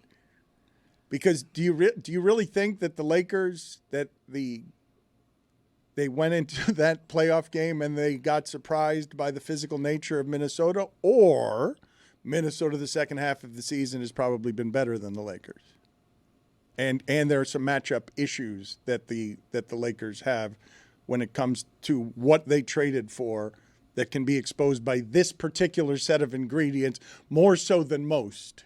We'll see how Redick is as a coach by how long the series goes, because this oddly feels like one where the two teams are juxtaposed against each other in such different ways with such different styles that it feels like one of those 6 or 7 game series where there's never a close game, like where the Lakers can come back here and win by 20 because they have the firepower with Luka and LeBron, but then the next game Minnesota comes back and punks them. It has the makings of one of those types of series if JJ can figure out what that quick adjustment is to spark their offense. The thing that would worry me the most, or that does worry me the most about the Lakers, it's not like Anthony Edwards had this dominant type of game. Well, Anthony Edwards took over, couldn't stop him. That's not at all what took place there. Like maybe, all right, Minnesota won game 1. They won it in your building, and Anthony Edwards couldn't stop him. That's not what took place. If you said to me who in sports looks like when they were young their mom was a notary, I'd say J.J. Redick. Oh, yeah. J.J. Redick was the kid, like, you need that notarized? Yeah, my mom can do that. Grayson Allen. Oh. It's going to be all the Duke guys. Yeah, it's going to be Christian Laettner. It's going to be all of them. You know, all of the annoying Grant Duke Williams. guys. Yeah, him too. Peyton Pritchard? See what you did there. I We think all did. the tough part, too, is like the Lakers wasted a really great Luka game where LeBron and Austin Reeves kind of didn't match Luka's intensity and Luka's game into that first one of the series. And it's like, how are they supposed to fill the needs that they were going to address with the Mark Williams trade that ended up not happening? They didn't really play Jackson Hayes that much either. And it's like Minnesota's so big and so physical that their front line, the Lakers, they don't have that to match up. My analysis of this the moment they traded for Luka was, well, the Lakers are now going to add Luka. That's going to immediately make them, when you make it Luka and the oldest player in the league, the worst defense in the sport. And then what happened for about 12 games is, nope, Vanderbilt. And I'm like, against the T-Wolves? You're going to try to flog the T-Wolves with Vanderbilt. Okay. That seems like a good way for the whole LeBron thing to end and collapse on its knees, if that's the way that you're going to do it. And I know we can overreact to one game, but we've been covering the holy hell out of the Lakers this year. And Minnesota came in and flogged them in their place. And everyone knows Minnesota would have exactly the kind of legs you would need to flog a team that's old guy and hookah guy. Like, what do I need to do? What do I need? And white guy. Yeah, and then what are you going to hit me with? Those are three and, guys. and when you and then you come the most white with the white school Vanderbilt, and it's like What if JJ Redick got to the microphone at the post-game press conference, just like, we got flogged? Better than not being able to match physicality, right? It would be better. We'd talk about it more. I feel like for the Lakers to win this series, they're going to have to shoot like 53s a game because they just don't have anywhere near the size that Minnesota has. Don't threaten Luka and LeBron That's with what I'm a saying. good time. It'd be great. That's what they should be doing. They took 42 threes in that game, or 41 threes in that game. I think that number needs to go even higher for them to even have a chance. The difference was that Minnesota hit 50% of their threes. They hit 21, and they were just taking open shots. Right. Like, there was just, Jaden McDaniels did whatever he wanted, went 11 for 13, and it was like, oh, there's another open shot. Oh, transition. Oh, another open shot. The Lakers' defense was just abysmal. The Lakers need an assistant coach who cares as much as Jeff Van Gundy. That's what they need if they're going to win. Can we see this? Let's see this here. Jeff Van Gundy back in the middle of the mix here. Let's go ahead and play that B-roll of Jokic and Jeff Van Gundy in the center. What a grip. Of things. Yes, Jeff Van Gundy. Look at that. Yes, that's very strong. It's like Spider-Man. How is he gripping the ball? There's I see 4 hands on that ball. Yeah, Who's the assistant coach to the right over This there? other assistant coach is mad today because he put himself out there, but everyone's just focusing on Jeff Van Gundy. Of course. Now, I do understand that you're impressed by the Van Gundy core strength there and arm strength. I will remind you, he is lifted full off the seat by Jokic trying to take the basketball from him. Van Gundy is levitating. His ass is no longer on a chair. That's a 200-pound man who has been. I understand that you're looking at that and saying, good grip by Jeff Van Gundy, but I will remind you, he just lifted a 200-pound weight. Jokic just lifted it, and easily. Now, what he's doing there is what a lot of the league thinks, right? Isn't this the thing with the Nuggets, that they think they cheat when it comes to balls out of bounds? Jokic in particular. He likes to get the ball, start a fast break. Yeah. So I think this is Jeff Van Gundy attempting to slow down the fast break. Yeah, the Thunder, the Thunder came up with a thing where, I think it was the Thunder. Yeah, they try to sub someone. Yeah, every time there was an out-of-bounds play that goes to the Nuggets, there was a guy designated on their bench. He was to automatically run to the scorer's table. And so the referee says, ho, can't inbound yet. So the league is looking out for that.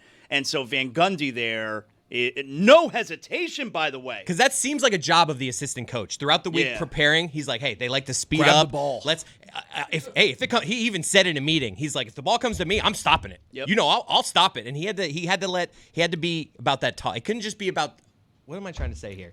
He's about that action. Okay, He's not just about saying well it. put. No, see, I had to get there. You I had got to get there. there. Yeah, but it didn't. Oh, heavy tongue, Cody, in the mix right there. You don't want to hear what I did that last segment. No, we do actually. We have a bad one from last segment. Okay, find them both, mix them together, and find a way them. to figure out a way for me to hear both of them. Remix, you're going to give us the last one. This first one brings me incredible shame. Like, this is me. Hold on. This is bad. Hold on. I don't even want to play it. Well, okay. Let's just not play it, no, actually. but let's play it after, I think we should. After my voice instead of yours. Instead of yours, okay, be an executive producer that knows what he's doing and play it after my voice. Pablo, you and 3 other people, your dream. My mouth dream is watering. Living or dead. Thank you to Dan and Pablo there for kind of drowning me out. But I was like trying to find the word for like your dream foursome, but for weed. I was like your dream rotation, buddy. Your dream guests. Come on. And it was just, this is bad. Pablo, you and 3 other people, your dream. My mouth is watering. Dream guests. Living or dead. Man. Dan, that's your fault. That is my fault. It is my fault. Damn it. I'm like, Jimmy John's could have had the best. Pablo, you and 3 other people, your dream. My mouth is watering. Living or dead. Jimmy John's must be so proud that they come on. Your dream nat. Get the other one as well so that heavy tongue Pablo, Cody. you and 3. I think one's enough. No, I need one's both. Enough. I need both Pablo, of them. you and 3 other people, your dream. My mouth is watering. Living or dead. Please, please, figure out a way before the end of the segment. I want that edited to get me out of there. Not possible. So I think it is. I think it is possible that we can edit the me out of there so we can just hear what it would have sounded if I had not interrupted you with an obviously a watering mouth. Pablo, you and 3 other people, your dream. My mouth is watering. Living or dead. Like a lot of these, I'm like, all right, this is just me. I'm doing a thing. This is I hate this. Okay, so go. I hate this sound. You just he knew he was in trouble when Dream came out. He was like, Dream. Your dream, what? Pablo, you and 3 other people. Your dream. My mouth dream is watering. Living your death. Halliburton and Damian Lillard going at it yesterday. Stugotz has left. Toothache. He's got a toothache. He was not joking. He was wandering around the parking lot. I'm not making what I'm about to say up, okay? You guys tell me whether or not you think that this is weird, because I told you earlier this morning he came, and I can feel, because he was chewing on bacon, the greasiness and the crunch, the audible crunch of someone who was telling me that they had a toothache so bad they might have to leave early while chewing crunchy bacon. That's what I got this morning. Just now he left in the parking lot and he told me, Dan, it's too much. I got to get out of here. My mouth's a real mess. I've got something that I've got to get to tend to with. It's an emergency. And he's smoking a cigarette. Like the smoke is going in and out of his mouth in a way that would seem to be less than healthy. And so he is now left with a toothache. And I honestly believe this. I believe that professional critic Stugotz, 20 years as a titan in this industry, I believe we are in jeopardy of him missing the draft with a toothache. Like that it might escalate to he's a professional critic of the toughness of others, and during the most important time of year, he will not be available to work because he's got a toothache. He's got smoke going through a little hole in his tooth as he's smoking that cigarette, and it's coming back out the other side. The tooth is smoking? It's not healthy. Put it on the poll. Put it on the cigarette inside. Put it on the poll at Le Batard Show. Do Stugotz's teeth smoke individual cigarettes themselves? The visual of a little hand on each tooth has a little, just a tiny cigarette. They're all French. He's got a They've hand little rolled bit the of cigarettes. smoke is coming out of his mouth. What's going on there? It's like, one of my teeth must be smoking. I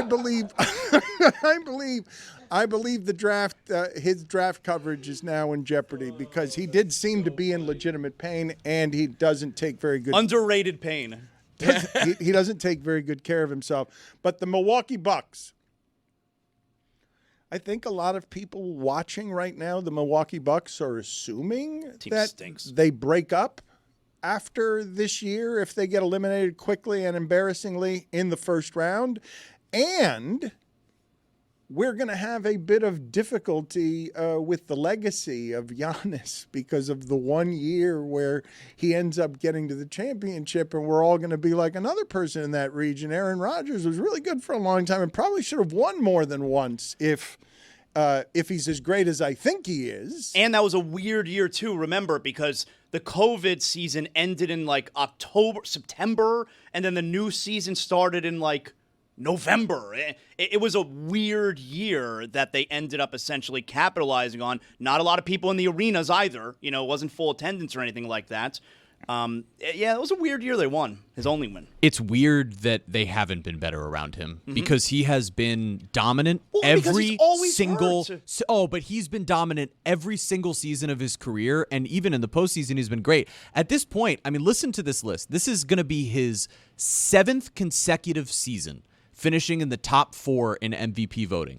That joins Michael Jordan, LeBron, Kobe Bryant, Bill Russell, Larry Bird, Magic Johnson. Indisputably great. Indisputably great. And the funny thing is, this season is probably his best season ever, and it doesn't matter. He's distant third in the MVP race. But all of those guys you just mentioned there, multiple championships, right? Right, but that would be the point about how the Bucks have potentially failed building around him, let's talk about architecture here, because here's Kyle Kuzma's stat line, and this was the reinforcement at the trade deadline. This is Kyle Kuzma. I think I can say this. Can I say this without dilution? Go on. I don't want to say it because of it just seems cruel, but when I think of Kyle Kuzma, I'm like, yes, professional loser. Like somebody who loses professionally. For the audio audience, his stat line yesterday, 22 minutes, 0 of 5 from the field, 0 of 2 from the free throw line, 0 points, 0 rebounds, 0 assists, 0 blocks, 0 steals. I feel bad about this part, right? Because what I think of with Kyle Kuzma, I'm like, oh, yeah, famous, influencer, great at the fashion of basketball. And I am not trusting you in the fourth quarter with any of this, sir. Like, I don't believe you will play this game correctly if we're not doing the whole Instagram influencer thing.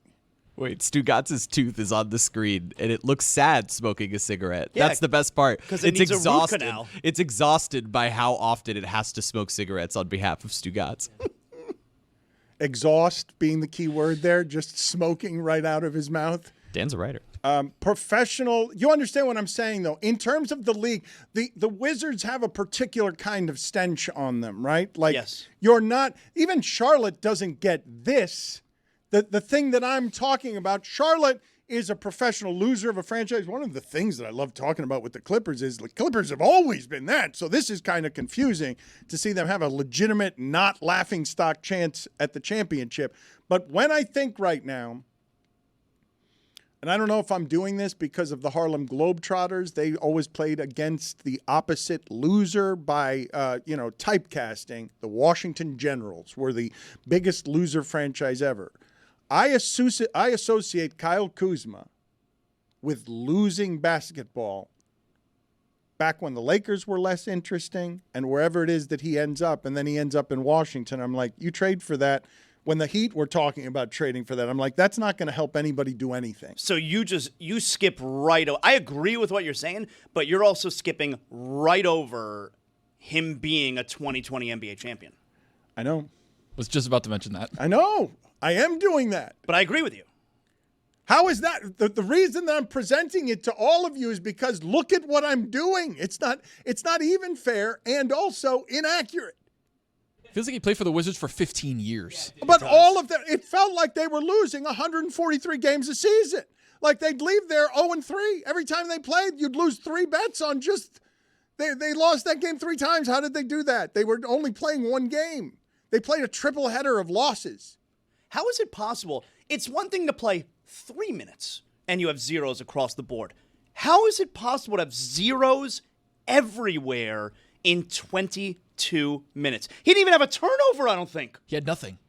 How does El Fantasma. How is that That's possible? actually, let's applaud him. No turnovers. Like, what Clean are we doing game. there? No fouls? Yeah.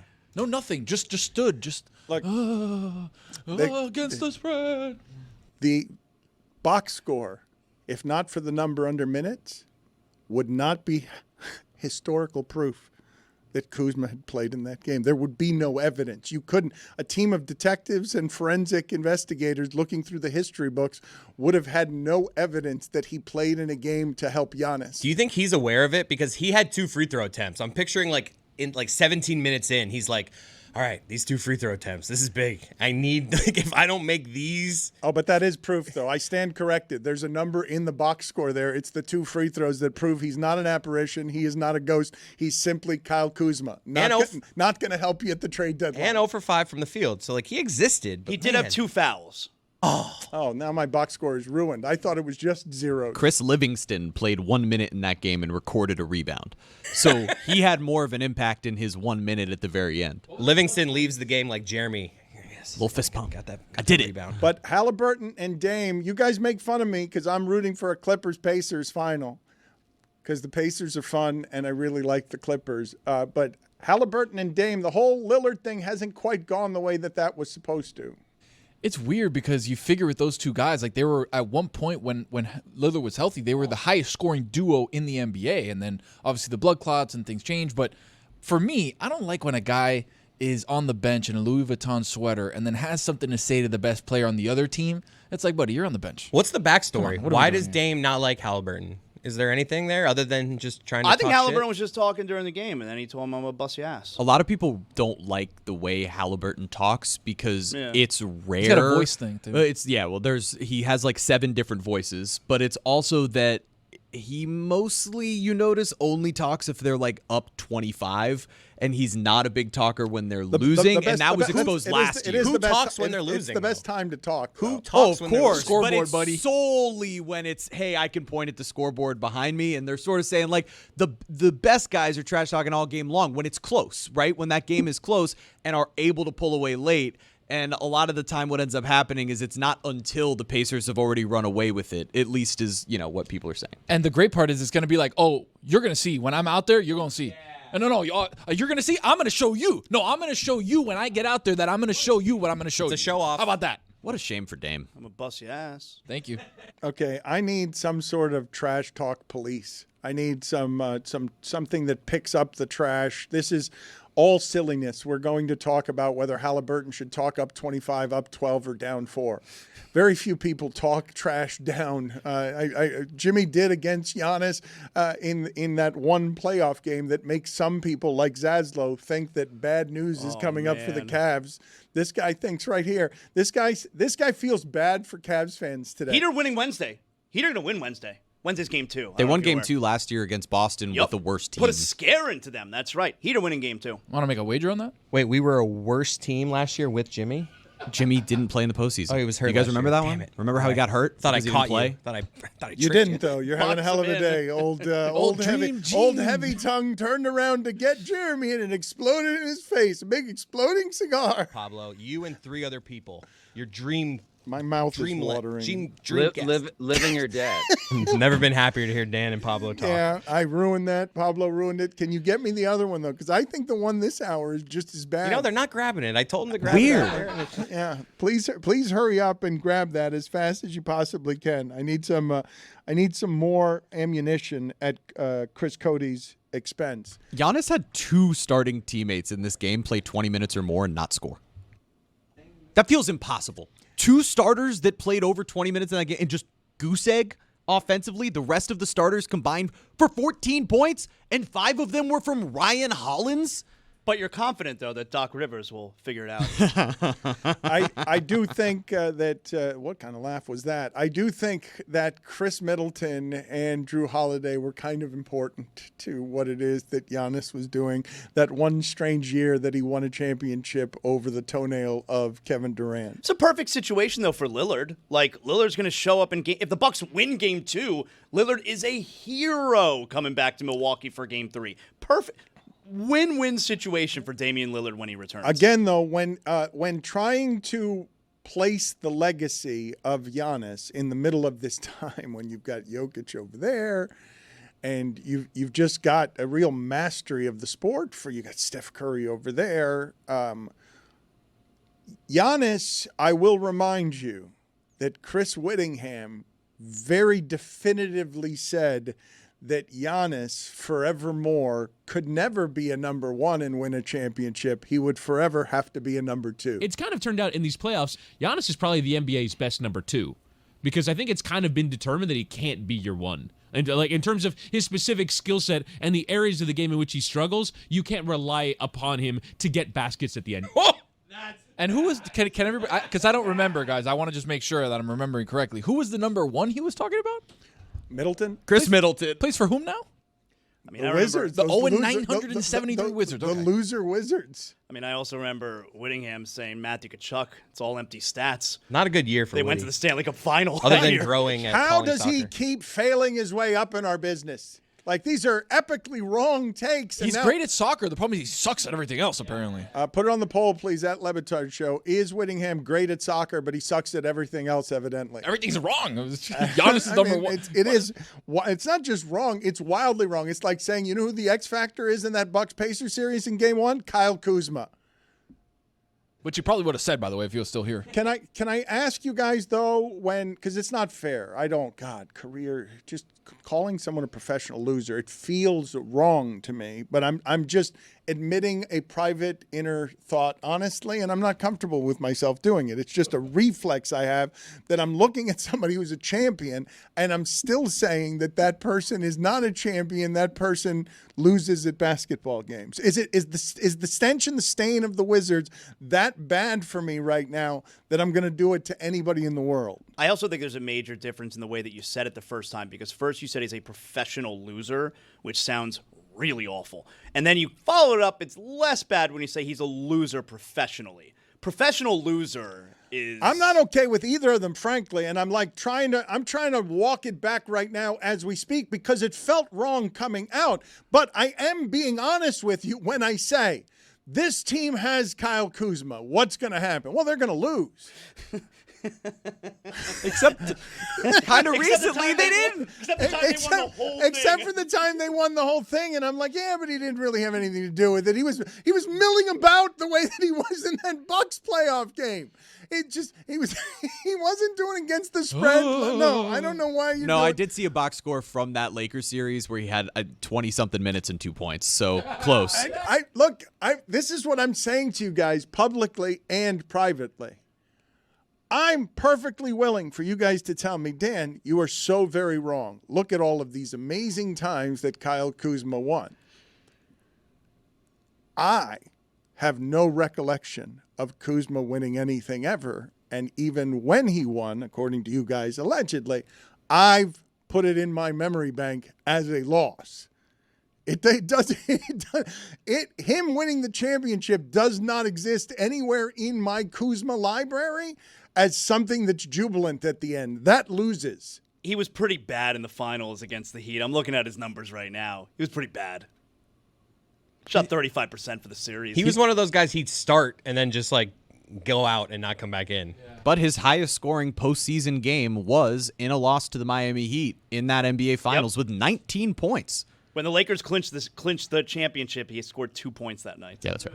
Okay. I will publicly apologize and privately to Kyle Kuzma at another time. I'm gonna gather myself and rethink my position and see if I have to offer a public apology. Awfully similar stat line in that Game 6 they won the championship too. 22 minutes also, 2 points, 1 rebound, nothing else. What do you want him to do, guys? He had LeBron, he had AD. He's like, guys, you got something would be the answer. No, he did something. Yesterday he did nothing. He did. He scored double-digit points in 12 different playoff games in his NBA career. I can't imagine the list of guys who have done that is actually that high. That's a guy who's had a lot of success. That doesn't sound like it to me. A lot of people. Double-digit points in 12 or more playoff games. That's double-digit. They're 0-12 in those games. Yes. Let me look that up. Please look up there. They must. Did they lose 17 times in those 12 games? Because that's how I remember it. Zaslow, has your family someone's going to have to explain to me, as I have aged out as someone who doesn't have children and is in his 50s, the Minecraft phenomenon that has teenage boys scaring a lot of people at movie theaters, bringing in live chickens and an assortment of things that the theater industry needs some life, needs some energy. I don't think if they want live chickens to be part of that energy. There are a lot of strange videos, unruly videos, making their way on the internet with live chickens and other things. Chicken jockey. Are your kids participating? So this Minecraft movie, right? There's apparently a scene in the movie where where a chicken jockey, all right, is on the screen. That's a live chicken that person is holding right there. That is a live chicken. Somebody on someone else's shoulders in the theater holding up a live chicken. Well, so that's right. So there was a person holding another person who was holding a chicken. Chicken jockey. Up in the air, there was a chicken in the air, and there was a person in the air. Chicken jockey. So everybody apparently goes crazy during this one scene in the Minecraft movie. So my son, I got 2 teenage boys. My 16-year-old son, he doesn't care about Minecraft, but he cares about chaos. I mean, he and his friends, they are engineers of chaos. And my 16-year-old son went with like a dozen of his friends to go to Chicken Jockey, to go to the Minecraft movie. And they waited for the scene. The scene happens. They're throwing things everywhere. There's soda on the screen. And my son, bought a rotisserie chicken from Publix. snuck it into the theater. And backpack. And during the chicken jockey scene, he took out the chicken and ran around the theater holding a rotisserie chicken over his head during the movie. He got thrown out. I would have loved to have been there. I would have been like, let me get a wing. Is he handing out like pieces of the chicken? It like, is delicious chicken. Oh, it's good chicken. Running around with a rotisserie chicken over his head. That's better than the live chicken that this other person. I'm with your son did it right. It's better than the live chicken, yes. Your son did that right? I think his son had two options. A son cannot be permitted to behave this way in public at a movie theater. Everyone's doing it. If I'm at a movie where no one else is doing it and I'm running around with a rotisserie chicken. It's a nice theater, too. Are you ashamed of your son? Yeah, because there's probably a picture of him at the front of the theater at Dania Point. Don't let this kid in. Ooh, nice theater. How was it called to the Zaslow Mansion? How does what? How was the call to the Zaslow Mansion? There was nothing to call. I mean, he drives. Like, he got kicked out. So Went where they went. Nobody said anything to him. Does he get home with pride or shame? Yeah, he was proud of himself. Yeah. Okay, what are you in for, kid? Chicken jockey. Yeah, let's think about this for a second. He was proud. This is as close as Zaslow gets to the advisory warning, the parental sticker on the hip-hop albums. His son running around with a rotisserie chicken over his head and kicked out of a theater. Zaslow's son banned from Dania Theater. That's it. That is as gangster as my Wi-Fi right there. I do feel bad for the staff because at the end of this, there's popcorn everywhere. Oh, do you? Really? Yes, because it's totally lawless. Well, that's the popcorn to me is more offensive. Like, bring your chickens. Run around with bring rotisserie your live chickens. chickens? That's not going to create the mess that popcorn is the sodas. They have to sanitize the theater after a live chicken is there, no? I'll put it on the poll at Le Batard Show. Teenagers. They shouldn't be allowed to do anything like this. Teenagers are lawless. You cannot allow teenagers to make the rules in a place where a mess shouldn't be made. Teenage boys, you cannot give them permission to run around with rotisserie chickens on their head. I don't mean to be the spoiler of fun. You really are like fun police here. And it wasn't boys. It was one boy. It was my boy. Banned from the theater. Was anyone else banned from the theater? They kicked the whole group out. But him for the chicken? But yeah, it wouldn't have happened if he didn't run around with a rotisserie chicken holding above his head. He got all his friends. So years from now, this is going to be the legendary Zaslow family story on the rebellious young Zaslow who got all his friends kicked out of the theater running around with a rotisserie chicken on his head. He said when they got thrown out that the theater gave them a standing ovation, though. He did say that. That badass moment at the Dania Point Theater next to the Anthropology and Menchie's frozen yogurt. So worth it then, Zaslow? So when teenagers ask for forgiveness, not permission, he comes home raised by his father, and what are the consequences to unruly teenage behavior? What am I supposed to say? I mean, it's so stupid. What was I? You got thrown out for what? You commit a crime? No, I held up a rotisserie chicken, and I ran around the theater. It's like, what am I supposed to do with that information? I don't know. Discipline, consequences. You got banned from a theater. I don't know. Show better judgment, kid. I don't know. I'm not a parent. You tell me. Funny. Funny's funny, right? How old is he? Funny. Funny's funny. How old? 16. Yeah, I mean, Dan, there are a lot worse things a 16-year-old boy could be doing than bringing a rotisserie chicken to a movie theater. So I think Zaz is in good shape as a parent. Jeremy. If it was uncooked, that would be dangerous. Mark over here. What is this guy? This is great. I mean, I'm proud of him for that. That's the hijinks he's getting into. Ratting out Zazzle's kid. That's great. I'm not ratting him out. I'm saying that's a great thing. Jeremy, you are correct. I'm happy about There are indeed a lot worse things that a teenager could be doing than getting banned from a movie theater running around with a chicken on their head. Also better things he could be doing. I would say also better things. I would just say that if I were that child's parent, not a lot more embarrassing things that my son can do. I will generally concede what you're saying, Jeremy, is so. But now it's all on everybody's radar. Hey, Zaz's kid, you know what he does? He runs around movie theaters with chickens on his head. I think this is a good cop, bad cop situation. One of the parents has to be, hey, don't do that. And the other one's got to go, hey, that's awesome, though. Give me a fist bump. Yeah. Nice. Both of us believe in funny is funny. And that's funny. Okay, then, but you came in, look, You were conveying embarrassment? You were at first, of course. Yes. Okay, so the laughter dissolves you, and then the consequences disappear because as That's a right. father... Funny's funny. Okay. Really, we have a rule in our house. We have a rule in the Zaslow mansion. Well, would your wife think the same here? Because I think you think there's a version of funny that your wife does not think is funny. We are very similar in regard to things like that. Funny is funny, all right? We calm down, like, all right, no, anybody get hurt? Did the chicken attack somebody? No, because it wasn't a real chicken. It was a rotisserie chicken. Funny's funny. All right. As a parent, I feel like you like your son taking control there, being a leader of sorts. Well, like that he's not a sissy. You could have one. You could have a kid also that's like at the movie theater with the other kids. What? And he's just like, I don't want to do this. He's not a follower. He's a leader. Yeah, exactly. That's important. That's an important trait, Dan. Let me do funny or not funny here, okay? What's an important trait? Being a leader, not a follower. Okay, but if you're in that spot. Yeah, being the kid to be like, I'm going to get the rotisserie chicken. I don't have access to a live chicken, but I can get a rotisserie chicken. Someone put in the group text, who can get the rotisserie chicken? Yeah, and he probably young said, Zaslow was I can like, do it. I got it. Yeah, I'm a leader. Initiative.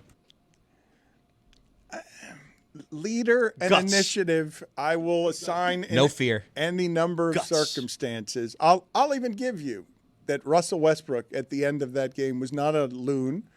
He was in attack mode leading with championship medal. What I will not do is say that Zaslow has raised a child, led so well that child then did the pioneering, visionary, leading thing of putting a rotisserie chicken on his head and running around a theater. I'm not willing to assign leadership to that. Stepped up in the moment. Particularly if originally in the group chat, one of the kids says, hey, where can we get a live chicken? I want to bring a live chicken to He this goes, movie theater. "Guys, that's Irresponsible. reckless." Yes, it's reckless. It's irresponsible. I'm going to go to Publix. I'm going to pick up a rotisserie chicken. We're all going to get kicked out, but it's going to be in good fun. We're going to get a standing ovation. And Good, clean fun. Leader. And somebody already did the live chicken bit. I mean, the video's everywhere. I'm going to do the rotisserie chicken bit. Funny or not funny here, Jimmy Butler's outfit headed into the game. Is it headed into the game last night? Or Yeah, pregame. Let's see. Funny or not funny, what we have here, Jimmy Butler has, I don't know what this is in the front. I don't. Pocket. Just a ridiculously oversized pocket. Well, but it's in the center of his chest. It's as big. It goes from nipple to nipple. It is square. It looks like what is it? A baby Bjorn? Bjorn. Yeah. By the way, great. By the way, I love Baby Bjorn. Tell you what, you can fit Anytime in I that put her in pocket. there, she just. By the way, it's great. Tell you, can fit in that pocket rotisserie chicken. Angle. Could have snuck it in with that. That would have been good. Bjorn Borg. So what is this though? This is all muscles. This is It's style. Sleeveless. It's style, but it's also carrying a bag. There's a bag inside of a bag in there. Is that a hot water bottle that's in there? There's something I can see in there. What is at the center of the bag, inside of the bag, that is draped like a necklace from Jimmy Butler's chest? There's something in there. You guys can see it, yes? Fred Van Vliet's missed field goals? It looks like a bottle of bleach. It looks like I see that. What is that? What is happening there? There's something there. Thank you for the investigative team. Zooming in. Big Face Coffee? How about this? Funny or not funny? The Belichick lobster situation. This was adorable. So this is you mentioned that this was Belichick's daughter, and then you corrected yourself because you were going subliminal there. Rough day for me. Yep. I was like, his girlfriend posted a picture, and it's like lobster dinner, but it's not lobster. It's strawberries, like designed in raspberries to look like a lobster. So they're having what might be a healthy-ish meal, but they're calling it. That looks like dessert right there. That's Strawberries for dinner. ice cream. Well, that doesn't. I'm not. Is that That's dinner? dessert. That's dessert. That's ice cream and fruit. Wait, can you please put that back up? Does Bill also have the fun little lobster-looking fruit setup? Looks I like can't it. see Yeah. across. Zoom in on that. Zoom in on his. Look at his face, though. He's not happy. No, about he's any of happy. this. He loves No. a good food game. No, but He's like, oh, this is not a lobster. Yeah, It's but he does love a good food game, but he'd like the food to be more decadent than this. He doesn't want it to be oat milk ice cream. Oat milk ice cream. Is that and an fruit. Iowa hoodie? That's not what he wants. Or Iona? I think it's Iona. I'm just kind of guessing. I think it's Iowa. Let's get to the Weird bottom as of the this. coach of North Carolina. Let's get the sound, please, Chris, from this hour. Oh, boy. I want to hear you stumbling through the finish line here. I thought that the one from this hour was better than the one from last hour. I'm not lying. They still haven't grabbed it. So Okay, but I'm going to wait here until they do. So we're just going to sit here staring at each other until I hear it. Have it in the okay? post game. No, I'm just going to stare at you until I hear it, okay? Let's get ready. The segment's going to end. No, so. that's okay. It's not going to end, is what I'm saying. I'm going to stare at you until you find it, and then you're going to play it. We're locked in. Guys, you got it? Guys? Please? All right, they'll have it in the post game. Good show, everyone. Nope, going to do it right here. Going to just wait. Hello, Juju. Hola, my brothers. Let's begin here. Chris Cody has finally found this up. What happened now? You're trying to push me off getting to this sound. Yeah, you found Dan, the I sound. guess there's breaking. Juju's got some breaking news for us. We can't get to that sound yet. It's weird. You know, I have the most current breaking news of current breaking news every time I drop it. But breaking news, Cooper Flagg has submitted his name to the NBA draft. Back to you, Chris. Oh, man. Shocking. Okay, it's too bad we couldn't immediately get to you stumbling in the last hour. Let's hear if your most latest, Can we give the context? What is the context? The context here is I'm talking about Jeff Van Gundy talking to his players in the meeting, how, hey, if this ball comes to me, I'm going to grab it. I'm going to try to slow down these Nuggets, and I'm going to be about that action. So that was what I was trying to say, and this is how it came out. And he had to be about that talk. It couldn't just be about, what am I trying to say here? He's about that action. And he had to be about that talk. It couldn't just be about, what am I trying to say here? He's about that action. See, with the context, I knew what I was trying to do there. Yuck. That's not. I've done way worse than that. He had to be about that talk. Oh, man. Do you know how hard it is to be lamer than the man who has a son who ran around the theater with a rotisserie chicken on his head? See, to me, this one's way worse. Pablo, you and 3 other people. Okay. Your dream. My mouth is watering. Living or dead. Oh, God. Put together a top 5 Chris Cody stumbles for me before the end of the segment. Yeah, before the end of the show, Chris. That'd be please easy. just put that together. Juju, Missoula, did you have any thoughts on the way we talked about Missoula? You're a Celtics fan, and I don't think we were terribly respectful. You feel me? Salute to Missoula. Did y'all see when Jason Tatum got hurt? Missoula screamed, "Get up!" Missoula, he's just an all-around crazy man. Like, I done tried to fire him 4-5 times, just like Eagles fans try to fire Sirianni when stuff goes wrong. You love him when he's doing right, but you hate him when he's doing slightly wrong. Yeah, I mean, y'all put the proper respect on Missoula's name. Slightly throw it off, but hey, NBA champion, baby. What did you think of the Halliburton Dame thing? Yeah, I think y'all forgot that. Remember last season during the play-in tournament, Halliburton hit a big shot and then went to his wrist and did the Dame time. That's where the beef originated. So since then, Dame ain't really saw that boy too. You know what I mean? He ain't got the best ideas of the Halliburton or the Halliburton family. So he's waiting to get that get back. But you can't be out there wanting all that smoking some capri pants, Dame. Like, you gotta wait till the game come on and don't do all that talking when you ain't even suited up. The sweater is lovely though, but it seems too colorful for the interaction. The sweater, I don't think I have this wrong. You can be in a nice sweater. It can't be that colorful a sweater though. It can be a beautiful sweater. I think you have to refrain. That's the line that Dame is crossing there. He's talking trash in too colorful a sweater. Right, you can't want smoking that colorful ass sweater, bro. Like, that's date night material. You feel me? Looking good though, Dame. Salute. He wanted to show he had the Louis V on though. That's why, Dan. He's got to make sure what's got the biggest Vuitton on it. I'm gonna put that on, and then he's got the Kung Fu Kenny pants on, which are crazy. Jeremy, can you look up? I'm sure you can look up the price of that sweater. I'm sure it's a very expensive sweater. Juju, do you have any thoughts today on any of the lists? Any of the top 5 lists? Anything else today? Oh, yeah, Stugotz was making the top 5 annoying things list. So I made my own top 5 annoying things list with a couple of OLIs. You feel me? All right. What kind of annoying things? What's the context? OLI, NBA games ending at 1 a.m. Eastern time. Like, come on, brother. I got to get up and go to work at 8 a.m. And here we are still Shea Gilgeous-Alexander at the free throw line. It's like, come on, guys. Another right. Another OLI, this is kind of one of a picky OLI. Someone saying you're welcome after I say thank you. You can say, no problem. You feel me? But when you say you're welcome, it feels like, ugh. Like, really? Just a little, I don't know. I don't know what it is. It's just me. It's my list. Make your own list if you got a problem. But you don't want to be welcomed in that situation. I'm thanking you, and that's enough. Don't welcome me to anything. It's enough. I don't need welcoming. We're okay. We can end our relationship at thank you. Yeah, or if you say thank you to me, I'd be like, oh man, no problem, man, don't mention it. But when you say you're welcome, it just feels a little tangy, like, as a matter of fact, I don't thank you. How about a little that? strong. Yeah. Okay, to welcome you to what though? You're welcome to what? To these hands right here, buddy. If you say it again. Whoa, I don't understand why it escalated to that. Why did it? That's what it feels like. Okay. That's what Juju's saying. It feels like you're saying you're welcome to me. Like if I have to say something back to you, I got nothing else to say. Okay, very good. I don't know why such a nice thing turns into your hands. Right here. I don't know what you're doing. 2 for 1, by the way. Right, another OLI. The airport announcer microphone being too low. I'm like, did I just get an upgrade? Was that me? I don't understand. I'm trying to.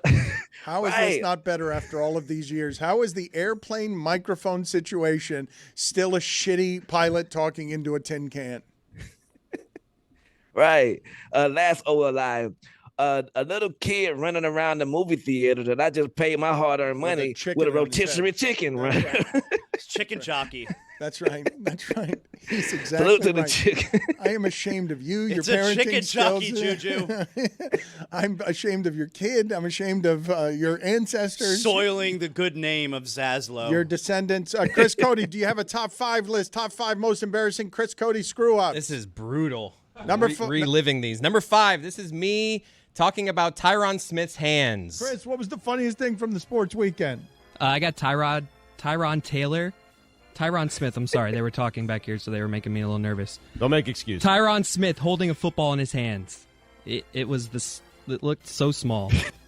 That's 5? Wow, you limped in with that ever. That's number 5? Who is that? That's not Chris Cody. Who I is didn't really have time to order these. Who is really. that guy? Number 4. Here's me screwing up, trying to say karaoke. Don't drag me into this. This is a beef between two guys. Leave it to the amateurs to battle this one out. Sir, are you in a karaoke league? I mean, they used to call me Chris Karaoke.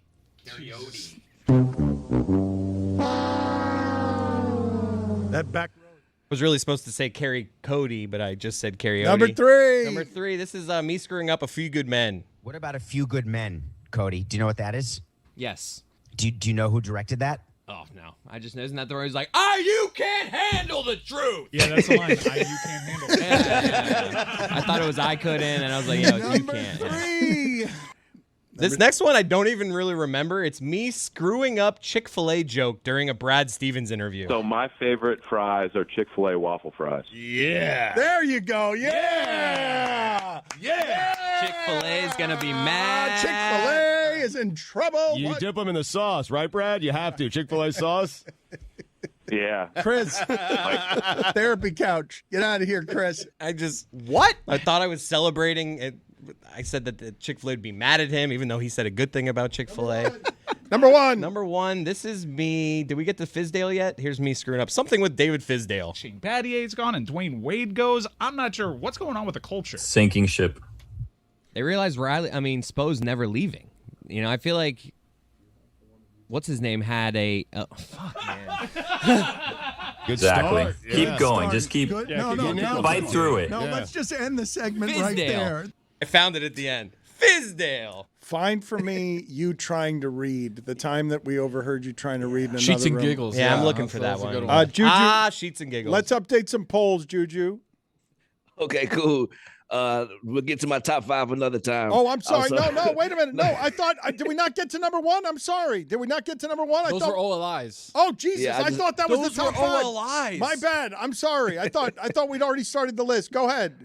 I'm sorry. I'm very long-winded today. I'll speed through these.